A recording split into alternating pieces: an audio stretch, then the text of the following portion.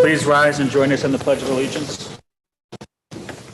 I pledge allegiance to the flag of the United States of America and to the republic for which it stands, one nation, under God, indivisible, with liberty and justice for all. Thank you and welcome to the school committee meeting of Monday, December 7th, 2020. This meeting is being electronically recorded. We'll start tonight with open forum. And with that, I'll turn it over to Mr. Jones. Do we have anyone who would like to address the committee at open forum? Yes, we have a Rachel Skirker representing the AEA. Okay. Good evening, Rachel. Good evening. Good evening. I am reading this for another teacher who has COVID and is too sick to speak. I am an Attleboro teacher and have tested positive for COVID. The pain in my body is debilitating. The chest pain, shakes, loss of taste and smell, sore throat are also terrible. My skin burns to the touch and I am dizzy and nauseous constantly. The other night gave me another scare when I began to have a hard time breathing. When I went back to the hospital, I was diagnosed with pneumonia as well. I am on heavy-duty medications and yet I still feel miserable. It takes me 10 minutes to get to the bathroom, and when I finally make it, I'm coughing up a lung and can barely catch my breath. As a teacher, I was hesitant returning to school this year, but I went back because I truly love what I do. I even sent my own child back. That child is also at home and tested positive, and now my oldest child is positive too. At school is where kids belong. We are doing our best, but our best isn't good enough because we don't have the room. Students eating in the classroom without masks is a DESE guideline. However, the mask contact tracers don't share the same opinion. It is dangerous and more teachers are catching this. The doctors told me that the teachers are now being infected from students and they are calling it no in-school transmission because the kids aren't showing symptoms. As much as I love my job and students, I'm the only parent to both of my kids and so they solely rely on me. I am useless to them right now and it is heartbreaking to see them be scared and afraid if I am going to die. With the flu season coming and the increase in COVID cases, I urge you not to think of just the students, but also of teachers who are affected. Kids need their guardians, and more guardians are catching it, leaving them unable to care for their children. Believe me when I say I would rather be in school, but I feel it is no longer safe and I am proof. I am a fighter and will continue to fight, but let's think of all the teachers educating Attleboro students. Let's think of them, their families, their kids. Everyone's body reacts differently to illness, and no recovery is the same. Thank you very much for listening. Anyone else who would like to address the committee at open forum? Next, we have Lindsay Cragen representing the AEA. Hello, Ms. Cragen. One moment.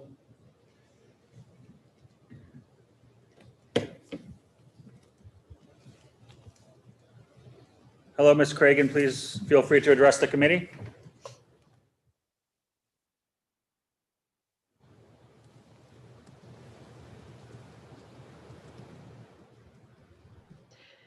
Good evening, Superintendent Sawyer, Assistant Superintendent Regan, school committee members. Thank you for giving me this opportunity to speak. I'm currently a first grade teacher in the AVA.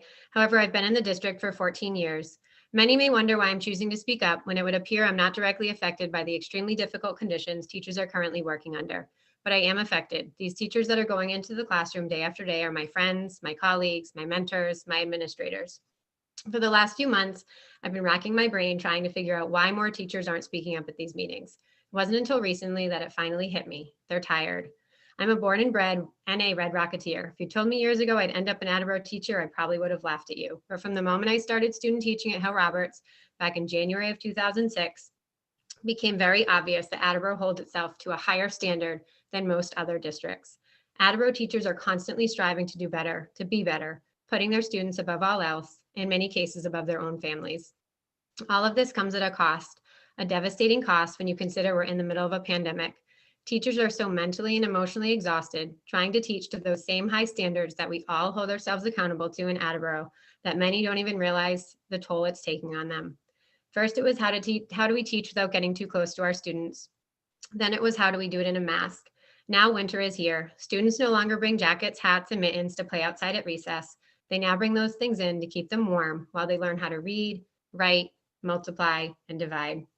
How do teachers choose between keeping their windows open and teaching in icy cold temperatures, or closing their windows and worrying about the possibility of CO2 levels rising? And while students are only being exposed to this 2 days a week, teachers are being exposed 4, sometimes 5 days a week. In these current conditions that will become the norm with the colder months upon us, I ask you, what kind of way is this to teach? What kind of way is this for students to learn? How can teachers be effective? How can students learn when their hands are too cold to pick up a pencil? More and more mask breaks seem to be happening indoors.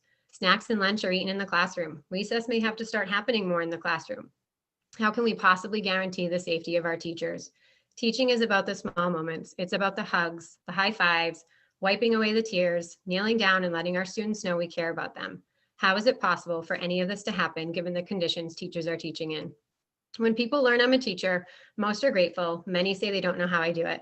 State reps, school administrators, parents, even school committee members continue to stress the importance of educators. Teachers are some of the most influential people children will come in contact with from the minute they attend preschool at age 2.9 to the day they receive their high school diploma and beyond. If we are as important to society as people say we are, then don't we deserve to be treated as such? As teachers, we've been trained to look for signs of students that are struggling with their mental health, but who is looking out for ours? We're currently in the middle of a pandemic. Whether you trust the science or not, people are getting very sick and people are dying. Although it does not appear to impact children in the same way it does adults, I implore you to think about the mothers, the fathers, the grandparents, and the many more that may end up paying the ultimate price for their asymptomatic child that returns home from school day after day. Every student is someone's child. Every student belongs to a teacher. Just one death of a student or teacher or community member that could have been prevented will be enough to rock the district. All of that aside, I'd like to offer you my quick perspective as a virtual teacher. Since the beginning of reopening discussions, the emphasis on building relationships has been at the forefront. As an AVA teacher, I will admit it has not been perfect, but I can promise you that I have never had stronger relationships with my students and their families than I do this year. We laugh, we share, we smile, and they feel safe. Is there anything more we can ask for in the middle of a deadly pandemic? Although academics are the #1 priority, that is not why most of us get into the profession. For many teachers, it's about the hugs, the handwritten notes, and the sense of safety we can provide our students with. This year, teachers cannot promise to keep their students safe. The worst is not here yet. The worst is coming. Please don't force teachers to choose between their health and their job. If this continues to be the case, we may lose many great teachers, not just because they decide to change careers, but because they chose their job and their job ended up costing them their life. Thank you. Is there anyone else who would like to address the committee at open forum? Christine Sorrell, representing the ADA, would like to address the meeting. Hi, Ms. Saron. Hi, thank you. My name is Christine Cerrone, and I am an AEA member. I want to thank you for providing me the opportunity to speak tonight. I have worked with some of you, and I hope it is recognized that I try to see the big picture, to walk the path of what's the right thing to do for the district as a whole and overall. Sometimes that involves easy short-term goals, and other times a lot of hard work, unpopular choices, and difficult decisions to reach those long-term goals.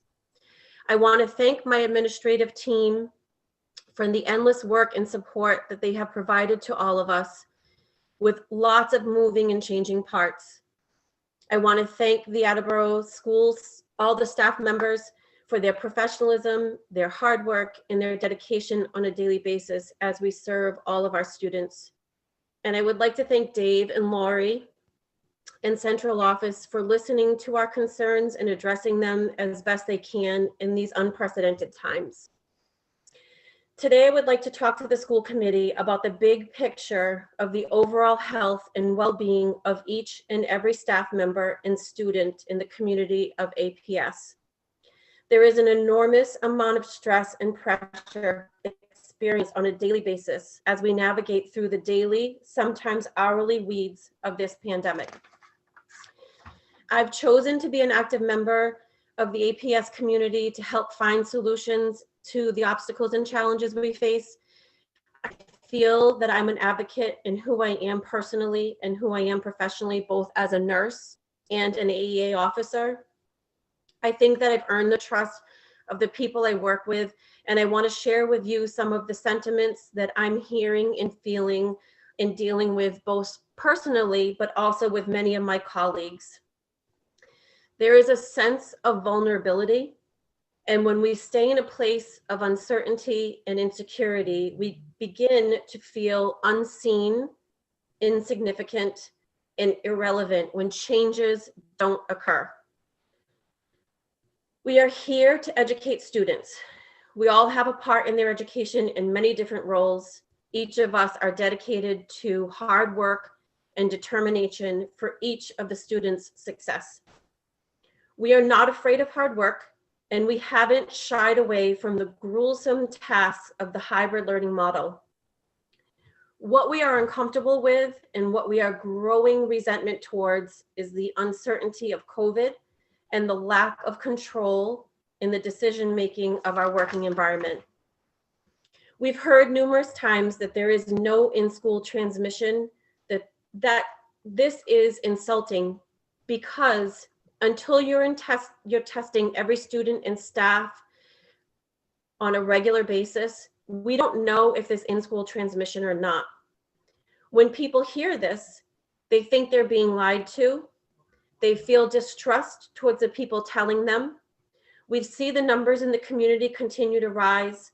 The cases in our schools continue to rise, and the virus is too close to home. It's a threat to our well-being, medically, emotionally, and psychologically. We want to educate children. We want to feed children. We want to support children emotionally and socially, but we want to do so while in a safe environment. People want to stay healthy, keep their families healthy, and not work with this cloud all around us, threatening our safety and well-being. Kids deserve to be in school when it is safe to do so. We will all celebrate that when we're back to that. It's what feels comfortable and normal. But right now, we have hit the mark yet again. Even after moving the threshold and criteria, here we are. The mark of where we were told changes and actions would occur in order to keep us safe. We would like the school committee to vote towards a model that honors all of us and reflects an acknowledgement of our current state of affairs and considers each of us holistically. Your action steps can't continue to be the same plan that was put in effect last August at a time of green zones and no cases in school. That plan was sufficient for those times. We can't expect that same plan to continue to keep us safe when we now have spent weeks in the red, with numbers continuing to rise every day and cases daily appearing in our schools. It is your duty to create a plan that keeps us safe. A temporary move, regardless of how difficult, for a long-term goal, a big picture, preserving the health and well-being. It is the right thing to do. While it is a big decision, it is temporary, it is important, and it is crucial to all of the members of the APS community.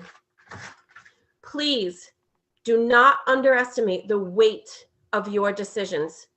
I fear how people will feel if the actions that were promised are not taken. Thank you.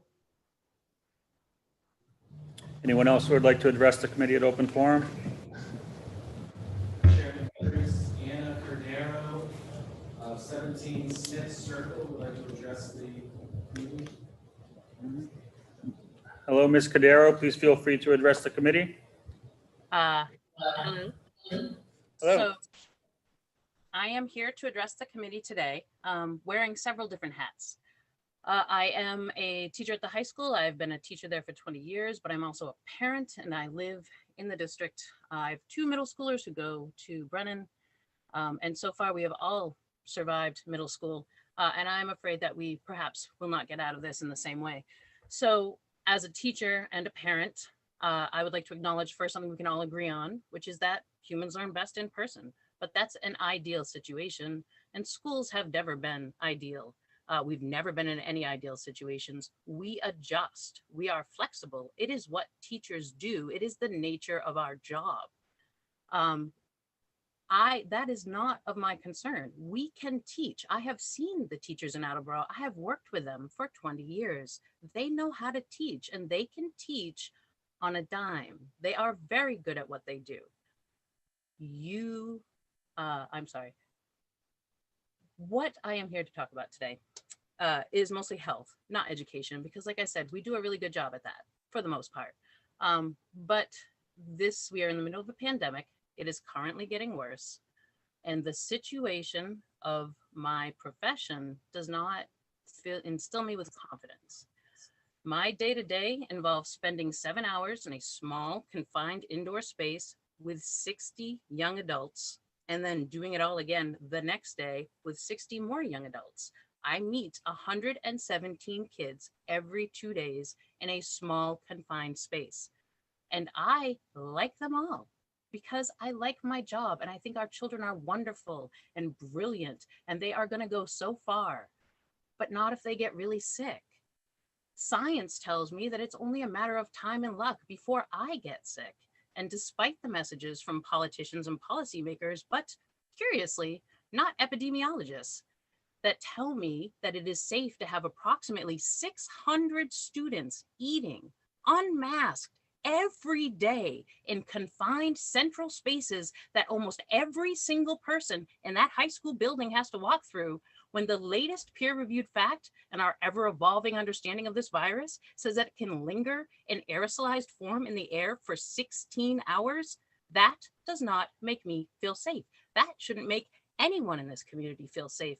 And if I don't feel safe, the 21-year-old substitute teacher down the hallway certainly doesn't feel safe. Neither does the 20-year-old student sitting in my classroom. I want to work with kids. It's what I do. Quite frankly, the easiest way for me to do my job is to be in the classroom with them full time. I've got a lot of practice at that. But if I get COVID, I might die. Therefore, I won't be teaching them. But also, what if I get COVID and I'm disabled for months, if not years? What happens when I run out of sick time? What happens if I can't do the job that I love ever again? And again, never mind that I do enjoy this job. I'm 2/3 of the way towards retirement. So if I get a long-term disability and I'm forced to leave this profession, I lose my entire future. I did not sign up for this profession to be brave. I signed up to teach grammar and to talk about big ideas with surly adolescents. Death and disability weren't mentioned in any of my certification courses. I am asked to risk my life, my livelihood, and my future so a handful of kids can maybe learn how to use a comma. It doesn't seem to quite, balance out from my perspective. Anyway, that's just talking about the healthcare. We won't talk about the disruption that is happening in the system, both where I teach, but also where my students go to school. My children go to school. They go to school at Brennan, which was closed last week quickly, all of a sudden, and then they're open again. If you think that sort of short-term, non-planned interruption of education is good for anyone, I don't think it is. It's like having snow days every other week. We never know when it's going to happen. How are we supposed to adjust to that? We teach kids who we know learn best in a very regulated, fomented habit. Quick disruptions disrupt them in so many different ways. It disrupts their learning. It disrupts their social emotional health. We can't sustain this. I'm a parent. I'm a teacher. There are only 24 hours in the day, and I'm a human. There is only so much that I can do. In the past 50 days, I have received 40 emails about quarantine students, and every single one of those is a kid who is going to be out for 14 to who knows how long. And every single one of those emails represents a family in Attleboro who is also going through extreme disruption. How about the fact that I teach remote right now? And I don't. I'm in the hybrid, but if you look at the numbers, if you closed for the next 6 weeks, I will miss seeing a student in cohort A in person 8 times. Meanwhile, they won't see me at all 9 times because those are the days I'm in school teaching cohort B. So they miss out on more direct instruction from me doing the hybrid than they were if we were full remote. When you count it this way, I'm in school for the kid's 8 days for that kid. He's in remote 14. I am already teaching remote 3 days a week, and I am being interrupted by something that could kill me. I will see those students 5 days a week if you let me. We do not have to shut down forever. We are not even halfway through the year. A short-term temporary shutdown around the holidays allows people to be people and travel because they will, despite the strongly worded emails, and it allows the rest of us to stay safe. So I would not like it to be forever. I started off by saying that kids learn best in person, and I really firmly believe that. But also they can't learn when they're sick or when teacher's dead. It's problematic to me, again, as both a teacher and a parent and a member of this community. That's all I got to say. Thank you very much for your time. Is there anyone else who would like to address the committee at open forum? Chairman Withers, Nicole Simpkins of the ADA would like to address the committee. Hello, Ms. Simpkins. Please feel free to address the committee. Hello, everyone. My name is Nicole Simpkins. I'm a teacher at Wamsutta Middle School. I've been there since 2002. As I wrote in my previous letter to school committee members, I care very much about our students and their families, our staff and their families. Our school has done a great job so far with the protocols that they've had in place. But now as we move into the December holidays, I'm afraid that there are a lot of variables that are not under our control. Families traveling to and fro for the holidays, it's inevitable. College students traveling home. There's more indoor activities and less outdoor fresh air activities. At school, as the weather worsens, the mask breaks will need to be inside, and there's question about the fresh air versus warm air concerns with our ventilation. As all of the community's positive COVID rates continue to increase rapidly, I'm extremely nervous to continue in-person learning. Not only must Attleboro community be considered, but the surrounding towns and Rhode Island, as many staff are from other areas of Massachusetts and Rhode Island. As much as I've enjoyed and appreciate being able to meet and get to know our students, this is really paying a toll on all the teachers, mentally, emotionally, and physically. And now to be fearful of our safety and the safety of our students and our families, it's putting us over the edge. At this point, we really need to consider what is safest for all of us. We have gotten to know our students. We've used and gotten comfortable with the digital platforms. And we really need to consider to be remote for a period of time before and after the holidays to keep us all safe. Thank you. Anyone else who would like to address the committee at open forum? Chairman Withers, Kiara Chetland of the ADA would like to address the committee. Hello, Ms. Chetland. Please feel free to address the committee. Hello, good evening. I'm Kiara Chetland from Brennan Middle School, speaking on behalf of the AEA members there at Brennan. As COVID-19 cases surge not only here in Massachusetts, but around the world, we are writing to voice our concern regarding the growing conversation on the national, state, and local level amongst elected leaders for schools to resume full in-person teaching and learning in our schools. We feel it is important to address from the beginning the fact that when some elected officials and the public hear about teachers' opposition to having full classrooms, they misconstrue those concerns as teachers don't want to do their jobs. This could not be further from the truth. Teachers want all students back when it is safe to do so. Not a single educator joined this profession wanting to sit in front of a laptop and deliver instruction into a camera without the powerful and meaningful interactions that happen within the walls of a classroom. It is difficult to enumerate the small moments throughout the course of a day, week, or month that make teaching worthwhile. And admittedly, in the hybrid and remote modes of learning, those moments are few and far between. Teachers around the world have had to upend years of work put into refining our pedagogy. We spent the first 2 weeks of this school year learning new technologies so we could teach our students how to use them. Since the middle of September, the teachers and staff in our schools have gone and continue to go above and beyond for our students and families by checking emails and messages into the evening and over the weekend, dropping off lesson materials to homes, and continuing to differentiate instruction for our high-need students by whatever means possible. All of this being done while many of us continue to educate and care for our own children and relatives, constantly being vigilant about health and safety protocols, and being exhausted every single day. During the day, classroom teachers, inclusion specialists, paraprofessionals, and unified arts specialists move among 2 to 4 different classrooms and see between 25 to 50 different students per hour each day of in-person instruction. When you consider the 2 cohorts, those numbers rise to 8 classrooms and up to 80 students.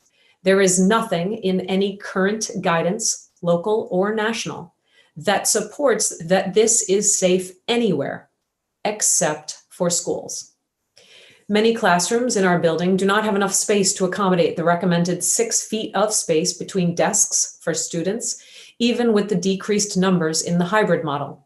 Of course, administrators are aware, but we have been told to do our best, and we do. Simply put, many of us teach in an environment inconsistent with published best practices for mitigating risk. The ever-changing metrics and guidance from the Commonwealth of Massachusetts and the Department of Early and Secondary Education to force districts to consider a return to full in-person teaching and learning are based on the assumption that schools are not aiding in the spread of the virus. Unless we are consistently testing every student and staff member in every school regularly, there is no hard data to prove this point.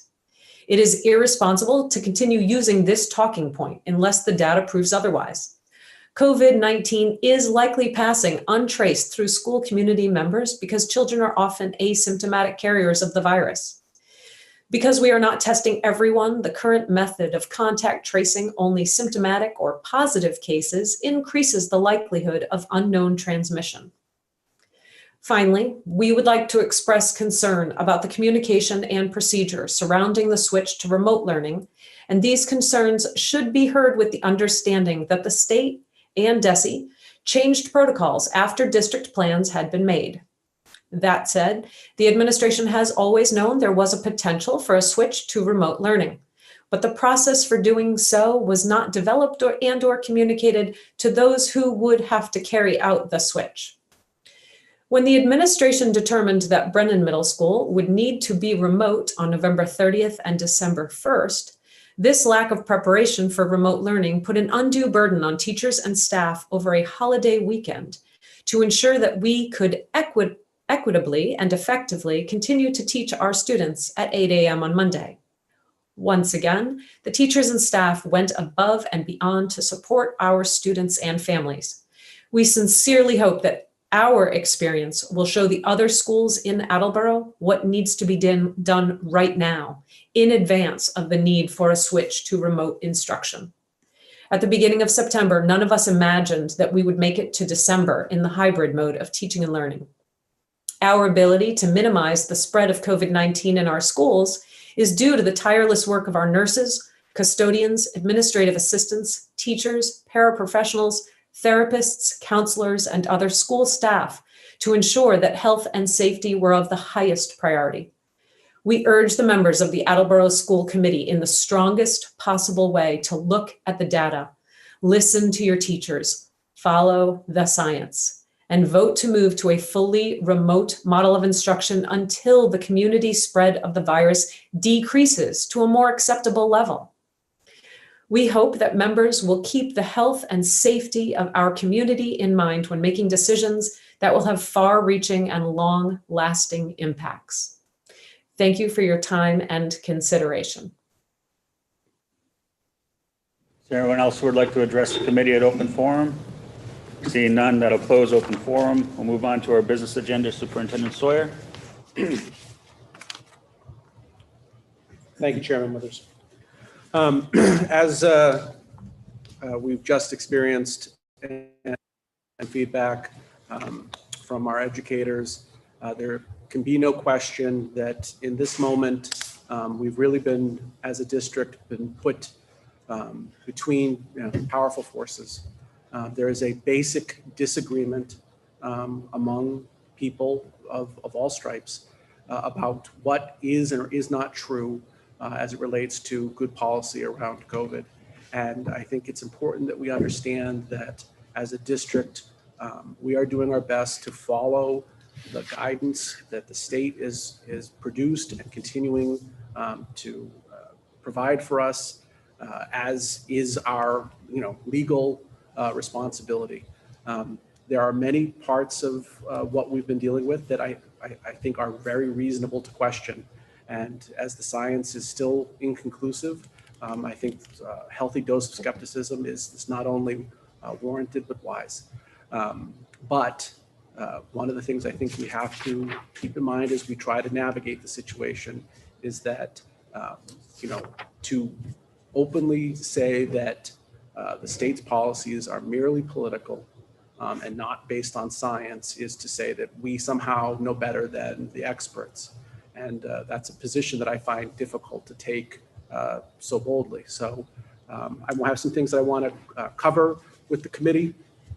And I want to echo that some of the things that you heard tonight are absolutely accurate, and that the district is struggling in this moment. That's a very, very real thing. And I think that you heard in the testimony this evening that there's quite a bit of frustration out there, and some of it's quite well-founded. But as we consider how to continue to maintain educational services for our students through this, I do have some things that I want to talk about this evening that I think should inform the way that we think about this. The first, you heard quite a bit about testing. I completely agree. Testing is a vital part of maintaining a safe environment under these conditions. I think there's lots of evidence to suggest that that's why colleges have been successful, and that their testing programs are a model for the rest of society to try to emulate. We have been eager to bring testing to the district. The fact that we have not yet is because we have not been able to put together the various opportunities that we have to create a situation that we think makes sense for us, both in terms of our ability to pull it off and what we get for it. It should be noted that testing, it initially was prohibitive because of the cost.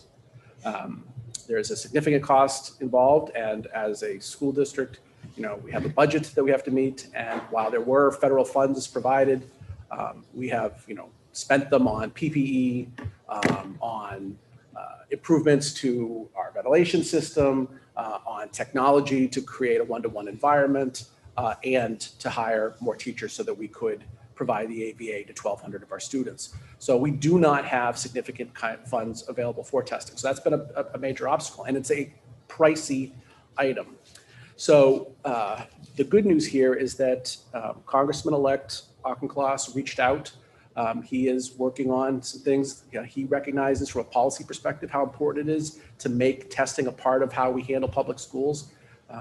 We all, I think, agree, the educators that you heard from, the educators you didn't hear from, the administration, we all want to bring kids back fully in person. We agree with the governor that that's what we want to do. But, it would be irresponsible to do so unless we knew to do so would be successful and safe. And so testing would help to bring us there. And that's Congressman-elect's one of his policy priorities. I'm very excited to bring that news to the community. One of the things that we talked about in a meeting that he held with representatives from several different communities, he went over the explanation about the difference between molecular and antigen testing. So For people that are not familiar, antigen testing is the kind of testing that does the rapid testing. It's cheaper. And antigen testing is the program that the state offered about a month ago. There are some communities locally that are doing it. We looked into that and decided as a district it didn't make sense for us.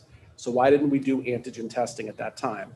One, there's a considerable amount of effort that would need to be put into this. We have limited resources. And so if we're going to further burden our nurses' offices and other key resources, we wanted to make sure we were getting something for it. Two, while much cheaper than some other tests, antigen testing isn't free, although the state might be providing it for free. The idea of going up to scale was something that at some point becomes a problem. But most importantly, antigen testing doesn't actually change anything for us as a district, right? The program that the state's running right now is just simply for symptomatic students, right? So student comes to the nurse's office, they have symptoms, you give them the rapid test.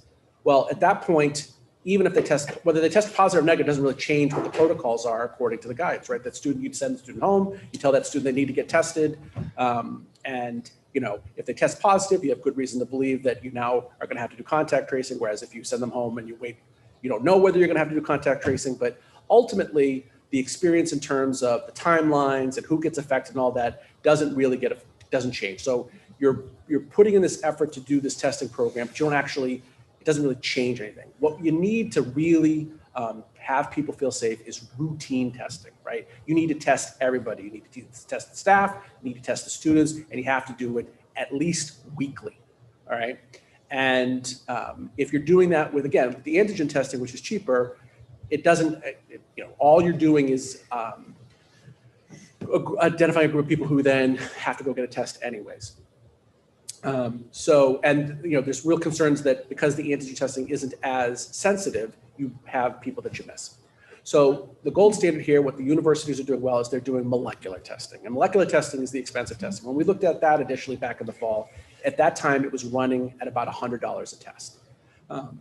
The good news that Congressman-elect was able to bring to us is that through a method that's not new, but the use of it in this particular case is new, is that they've now figured out how to do pool testing for COVID. And so what pool testing is that you take a group of people and rather than each put them in their own test tube and test them individually, you take, say, 10 people and put 10 people's swabs in one tube and test the 10 as one thing. And that helps to bring the cost down from that $100 mark to somewhere today in the range of $11 to $13 a test, right? So you're almost knocking the cost of the test down by 1/10 by doing that. And then the way that that testing program works is that you test everybody, and then if one of the pools comes back positive, then you have to retest everyone in that pool. You've basically you've knocked out everybody else as being being negative. So they're saying that currently the positivity rate in pool testing in the school setting is about 1% of pools, right? So if you test, if you have 1,000 students and you have 10 kids in a pool, so you have 100 pools, right now rates are such that you're getting one pool coming back as positive. So you have to retest that one pool, those 10 people, everybody else, the other 990 people have been now tested negative, and you know that you don't have the virus in the school. And it addresses the concerns that are very real that we heard today about asymptomatic people and knowing whether they're there or not, right? So this is the only way to accomplish this. The problem is that at this point, that's still $10 a swab, right? For testing everyone in the district on a weekly basis, you're looking at a cost well over $1 million, probably around $1.5 million. And that's $1.5 million that we don't obviously have lying around. So at this point, this is not something that we can start tomorrow because we do not have the funds to do that. But one of the points that was made on the call that we had was that there's value in going through the process of setting up even just a pilot program for routine testing, because the infrastructure that you would need to put in place for the pilot would be there if you got to a place where you had the funds to scale up the operation to a larger group. And inevitably, the goal would be to do the whole district that way. And, again, Congressman Alec, his hope is that, through his work in Washington, that he's going to help to find funding at the federal level for routine testing in schools as a way to open up our public schools and make them safe. So if you were successful in that, or if the state were to get behind this idea, independent of the federal government, it probably is really worth it for us as a district to pursue pool testing on a pilot form so that we can build that infrastructure to be in place to really capitalize on any sort of opportunity we have for funding that would support doing routine testing. So I promised you in my update on Friday that I'd brief you a bit on our interest in testing and where we are. And I don't know if you have any questions about this in particular before I move on to other subjects.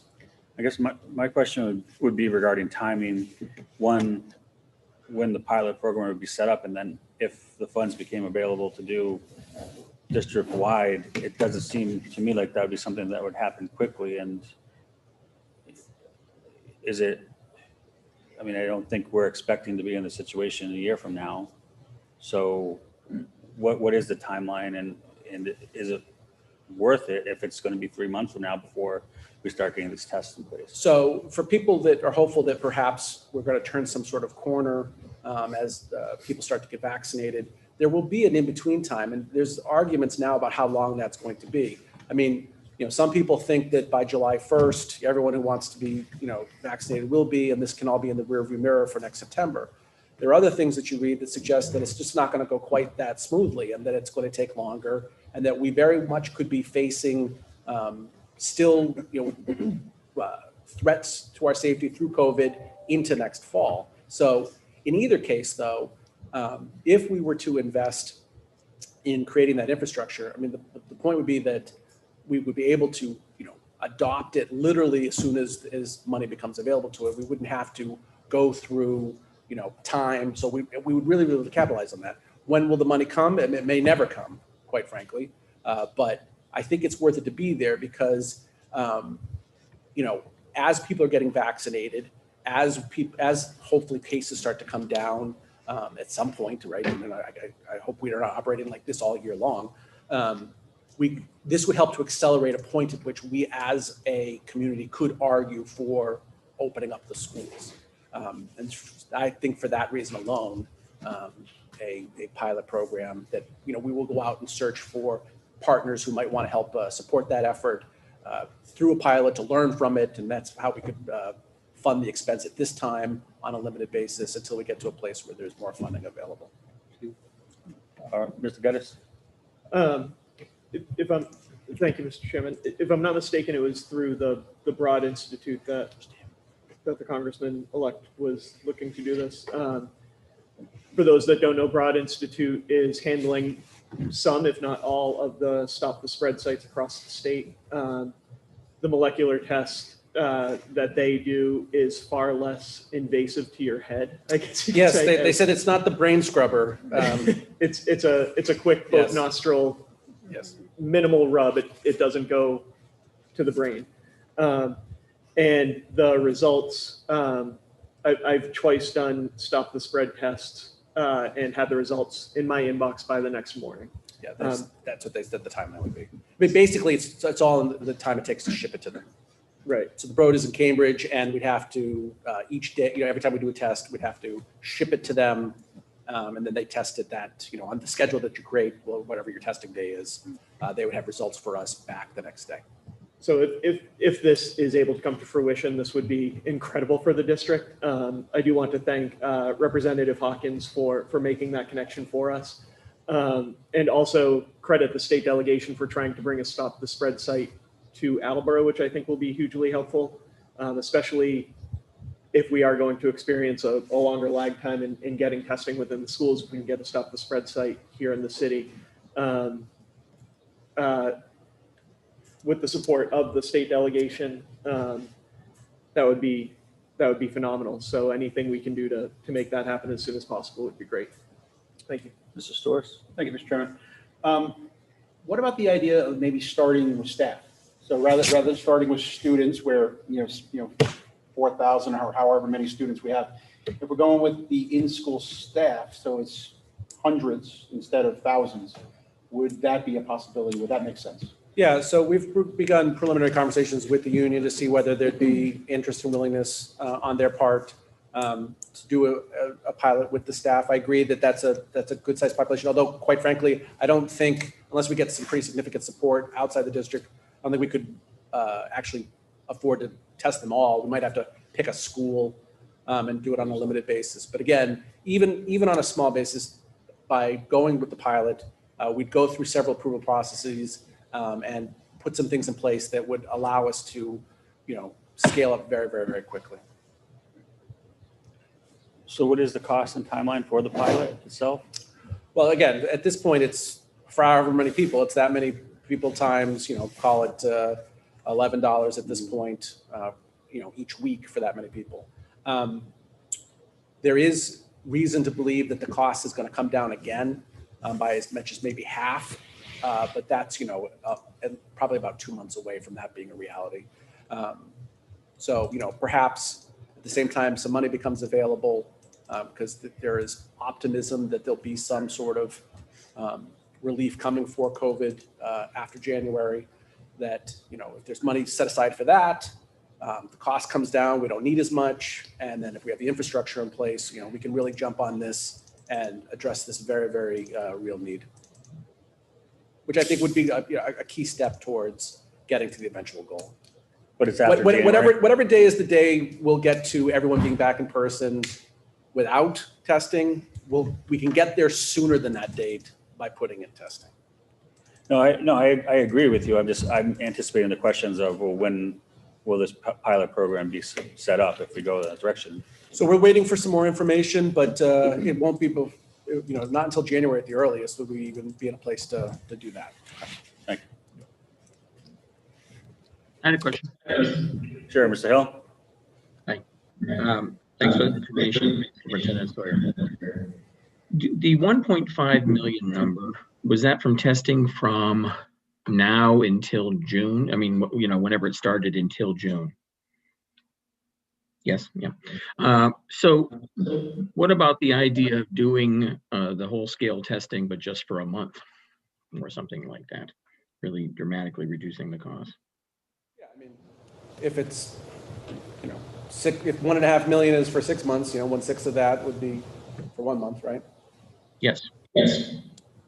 Yep.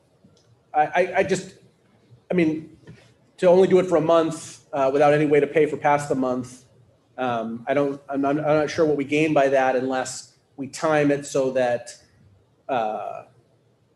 there's something on the backside that's different from when we started, right? So either levels are, cases are dropping, or more people are being vaccinated during that period. If buying a month of time gets us to a place where the playing field is different, I think that there's real value to think about it that way.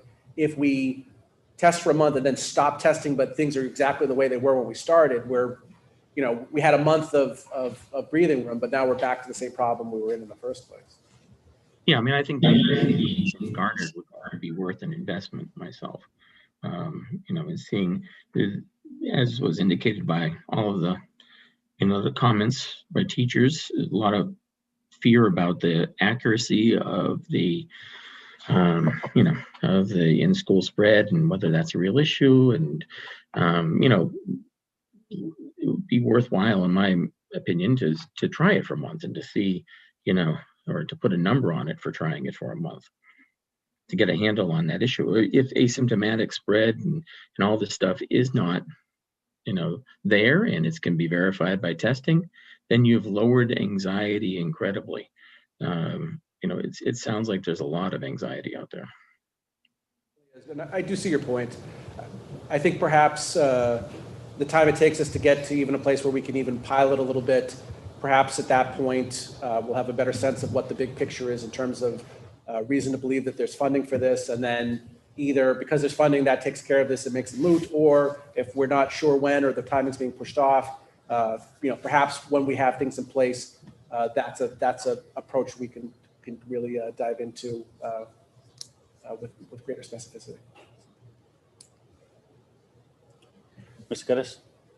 The 1.5 million, just for clarification, You said that the price per test is expected to drop sometime soon. Does the 1.5 million take into account that price drop, or is that just No, based on that's under today's current price? prices. Okay, so, and to Mr. Hill's point, if we were to do it for a month, we'd be looking at about 250,000, quarter of a million. Mr. Scotto shaking his head, so I did math correctly. So if it were to go down to probably $8 or $9 per test, that Everything helps. yeah, that probably knocks it down even a few 100,000 more, right? Yep. Thank you. Mr. Domenici? Thank you.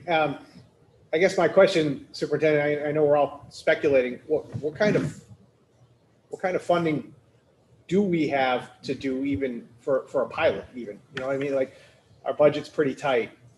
Yeah, there's no dollars for it currently. So we would have to, even for a pilot, find funding. Yes.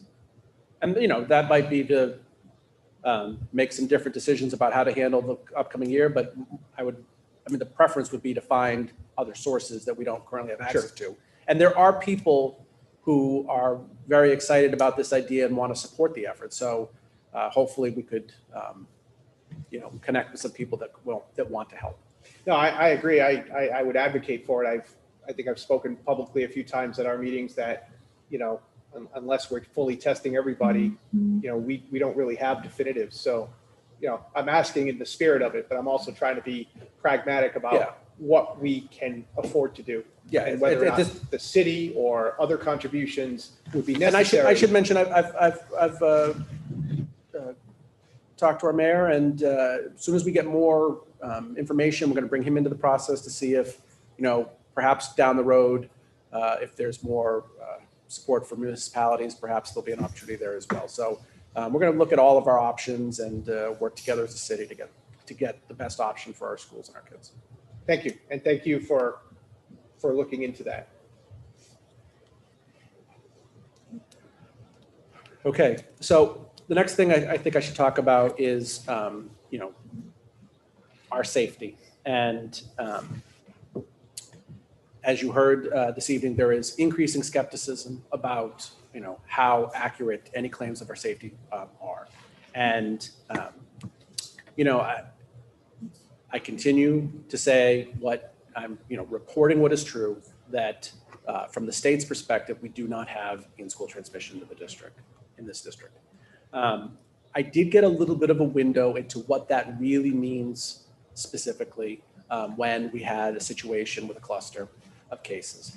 And in talking with the epidemiologists, which I want to be very clear, it's not like I got to, have coffee and chat, right? I mean, this was a business call and, she couldn't get off the phone fast enough with me. But in that process, and she did not walk me through her reasoning, but, based on the questions, based on the comments that were made, you kind of pick some things up. And the first question that she had for me, as I described in excruciating detail, everything that we knew about the situation, going through timelines, when people had symptoms, when they were tested, when they tested positive. I mean, it's a complicated picture. And in this particular case, it involved 7 different people. And, she listened to the whole case. Her first question was related to protocols. Did we have any reason to believe that the protocols hadn't been followed in this situation?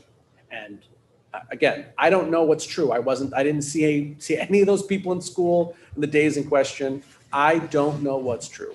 All I know is that what was reported to me was that through our contact tracing, we did not believe that that was the case. So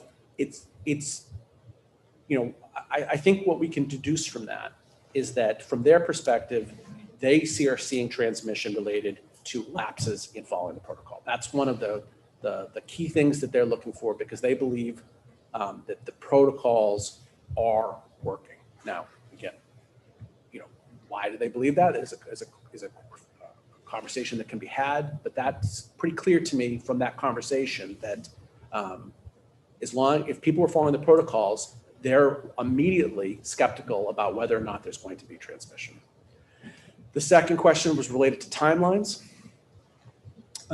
And here, the timelines in this particular situation weren't, very like crisp and obvious that we had people who were shedding virus, in a peak period with other people. And so that mattered. There was time spent in making sure that she understood when people's timelines matched up. And so one of the takeaways I had from the experience was that it seems to me that from their perspective, if there's going to be transmission, it's a narrow window of time in which people are likely to infect other people. Now, we all know that there's a wider window in which it is possible, and that's why the quarantine protocols are written the way that they are. But the fact that they just, was it today, the state changed the quarantining protocols and they reduced the number of days that people have to quarantine in certain situations. And that's related to the fact that I think there is growing confidence on the part of the scientists involved that, the period in which an outbreak or spread of the disease is likely is pretty narrow. And I could sense that in the way that she was asking timeline questions. And then the final one, and I think in many ways the most important one, she wanted to know if any of the people involved in the case had been deemed close contacts of other people in the case. And in this particular cluster that I was on the phone about, the answer to that was no. Through contact tracing, they were not deemed. Now, again, I didn't do the tracing, so I don't know whether that was done in accordance with the guidance, although I have every reason to believe it was. And I don't know whether somebody was missed or there was some fact that was not there, not available to us. But once she understood the timelines, once she knew that the protocols had been followed, and then she just heard that there were no close contacts involved, that was the end of the conversation from her perspective, right? She, without question, as a scientist on the phone, was indicating that that's not going to be in school. That's not considered in-school transmission. And I said, I got to be honest with you.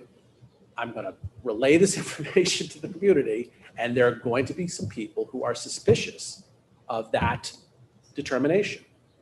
And she said, I'm paraphrasing here. Again, this was just a phone conversation, but basically her response was that from their perspective, that's, you can't know, but for her, there's no part of this story that makes transmission the likely, the in-school transmission that we were studying, the likely source of the transmission, right? And so she said, there's no proof of it. You can tell the community that there is no proof of it. And so one of the things that I think we need to be clear about, or I need to be clear about, because I'm the one that's always saying there's no in-school transmission. One of the takeaways from that conversation is that from the state's perspective, in-school transmission is when we have a case of transmission that they feel has been proved to be located at school. And in this case, for the reasons that I've explained, the state's perspective on this is that it is much more likely that these people involved contracted the disease through other contact. And so the question is, well, why do they feel that way? You heard a lot of mention from people tonight about asymptomatic transmission. And we have said all along that there almost certainly are asymptomatic people, both students and teachers for that matter, although students are more likely, in the district, have been from the start. So I think it's very understandable why people are suspicious that they're saying, we don't know how someone caught COVID, right? But we're saying it didn't happen through in-school transmission. Well, you heard tonight, people say, well, how do you really know that? And I want to be clear, I'm not claiming to know anything. I am not qualified to make that determination, right? I have no background. I'm simply reporting what the state is telling us is how we're supposed to handle this.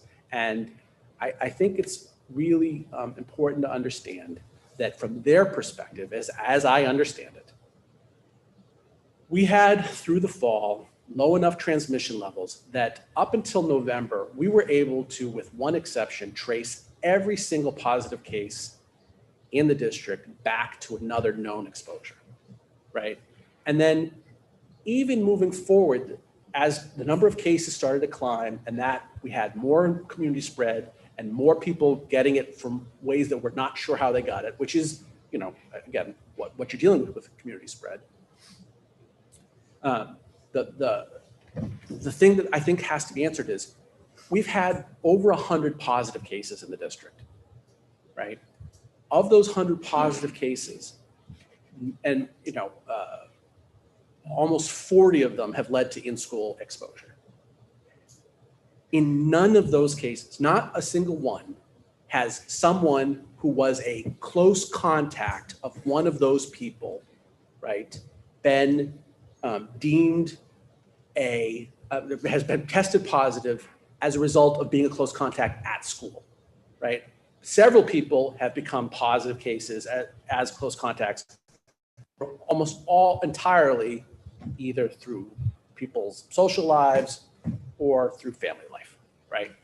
That's where close contacts become positive cases. There have been none where the close contacts in the school then tested positive.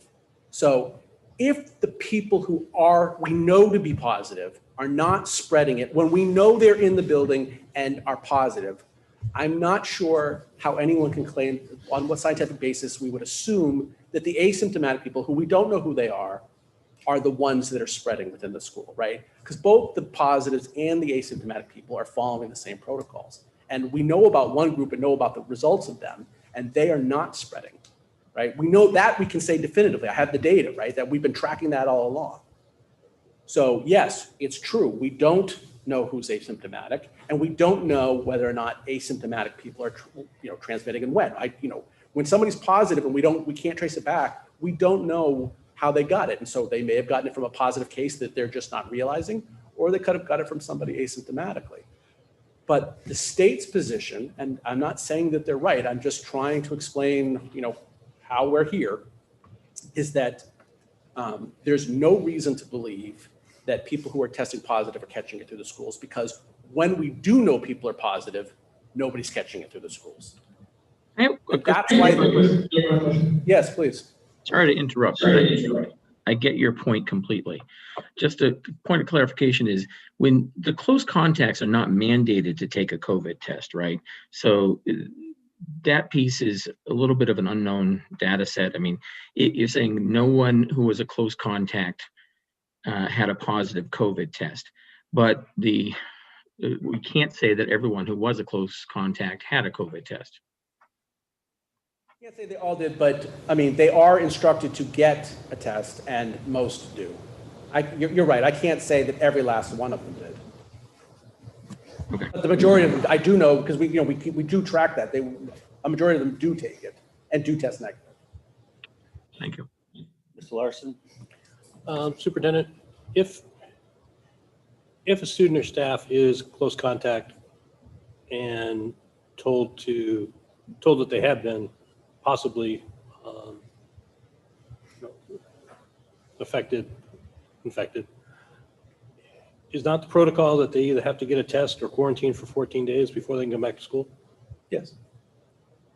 So we are controlled, even the people, to Mr. Hill's point, who may or may not be tested, they have to be quarantined for the state guidance in order to return back to school. Yes, but he's right that for the people who don't test and just quarantine, while we've stopped them from spreading it to other people, we don't know whether they caught it or not. And I'm here saying that the state's perspective is that they didn't. And you're right. I think he's right that they are taking a little bit of liberty on the people who don't test, but enough of them test to, again, I think, challenge the assertions that, people are catching it through asymptomatic transmission in school. I mean, I don't know where the evidence that that's happening exists. We're not seeing that. It's not in the evidence. And while there's a lot that I want to shift to and talk about, I have to just report what the data that is available to us is saying. And from that perspective, I think it's not so hard to understand what the state's saying. Now, I want to add that you heard quite a bit of skepticism about what the state's motives are, especially from the sort of political angle. And Mr. Furtado and I have both in the last couple of weeks experienced strong signaling from the state that they intend to change the guidance. We have reason to suspect that in line with the rhetoric that we're hearing from the state about the need to bring kids back to school, superintendents have very loudly said, under the guidance, we can't make that work. I do believe that there's reason to suspect that that's going to all be changed on us to justify those changes. And, those kinds of things, that's not the kind of science that I'm talking about right here. I'm just simply saying that, when we argue about whether or not the schools are safe or not, I'm just saying that the data that we have does not support the conclusion that the schools are not safe.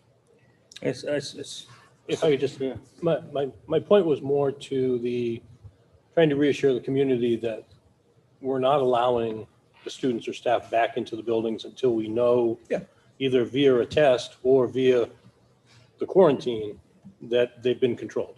Yeah, the spread here in Attleboro, we're contributing to stopping the spread through our protocols, right? I mean, the spread is it was more almost entirely in families. That's the source of transmission in the Attleboro based on the data that is available to us. Thank you. Ms. Sawyer has a question, but first, a lot of the frustration and anger that, we heard tonight, I should say, directed at the state or to, the administration or the committee or the state, but it's not as if, the state of Massachusetts is this out on this island. I mean, they're pretty much in unison with with a lot of states throughout the country. They're in line with what the CDC has said, what's been reported, in the New York Times and NPR. These aren't entities that are COVID deniers. There's a lot of widespread, discussion about the importance of being in school and the fact that schools are not, super spreaders. And so while I understand the concern and the fear, I think we all have that in our day-to-day lives. That the state of Massachusetts is not, this entity that is out on its own trying to make students go back to school because they think it's good for their political career. I think that's an unfair characterization to make of the state. Ms. Sawyer. Thank you, Chairman. I just want to ask Superintendent Sawyer a question to clarify something I thought I heard him say. So if you said if there was a close contact, they were instructed to get a test if they were asymptomatic or get a test no matter what? Well, I'm not, on all those conversations, so I can't say what has or hasn't actually happened. But, when people are exposed to a positive case, it's my understanding that they are urged to get a test. Okay. Well, my daughter was a close contact, and we were never told by the school nurse to obtain a test at all. We were just told she had to stay home for 2 weeks. So there needs to be some clarification as to the steps that need to be taken. Because had I known she could have taken a test and potentially gone back to school sooner, I would have rather have done that. At the time that she tested positive, a test would not have changed her quarantine. That's a new development this week. Okay. And it's only shortened by a little bit. It's not a big one, but it has been shortened both by the CDC and Massachusetts followed suit. Okay. All right. Well, thank you. But again, just to reiterate, we were never told to take a test or at all. So there needs to be a process that the whole district follows. As we adjust to the new guidelines, I'll make sure that we reemphasize that by taking a test, you could get back sooner. Okay. Thank you very much. Thank you for that feedback. Mr. Storrs? Thank you, Mr. Chairman. Mr. Sawyer, from everything I've been reading, everything I've been watching and hearing, it seems a little counterintuitive that while numbers seem to be going up, that the experts seem to be pushing for full in-person. Is that a fair statement? I'm not sure that the experts are pushing for full in person. So, I mean, from what I'm hearing, tell me if I'm right about this, is you know, the state officials, Dr. Fauci even said recently, bars should be closed, schools should be open. So it just seems the push more and more and more is full in person, get the kids back full time. And I totally agree with you. I couldn't see how we could do it with the transportation issues, the social distancing within the schools, et cetera, et cetera. But it just seems counterintuitive that while the numbers seem to be spiking higher, the push from these experts and officials seems to be full in person.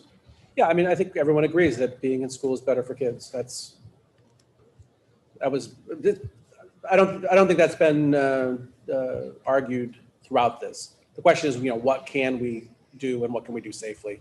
And, what's safe for kids and what's safe for adults isn't necessarily the same thing in this context, which is part of one of the problems we're facing.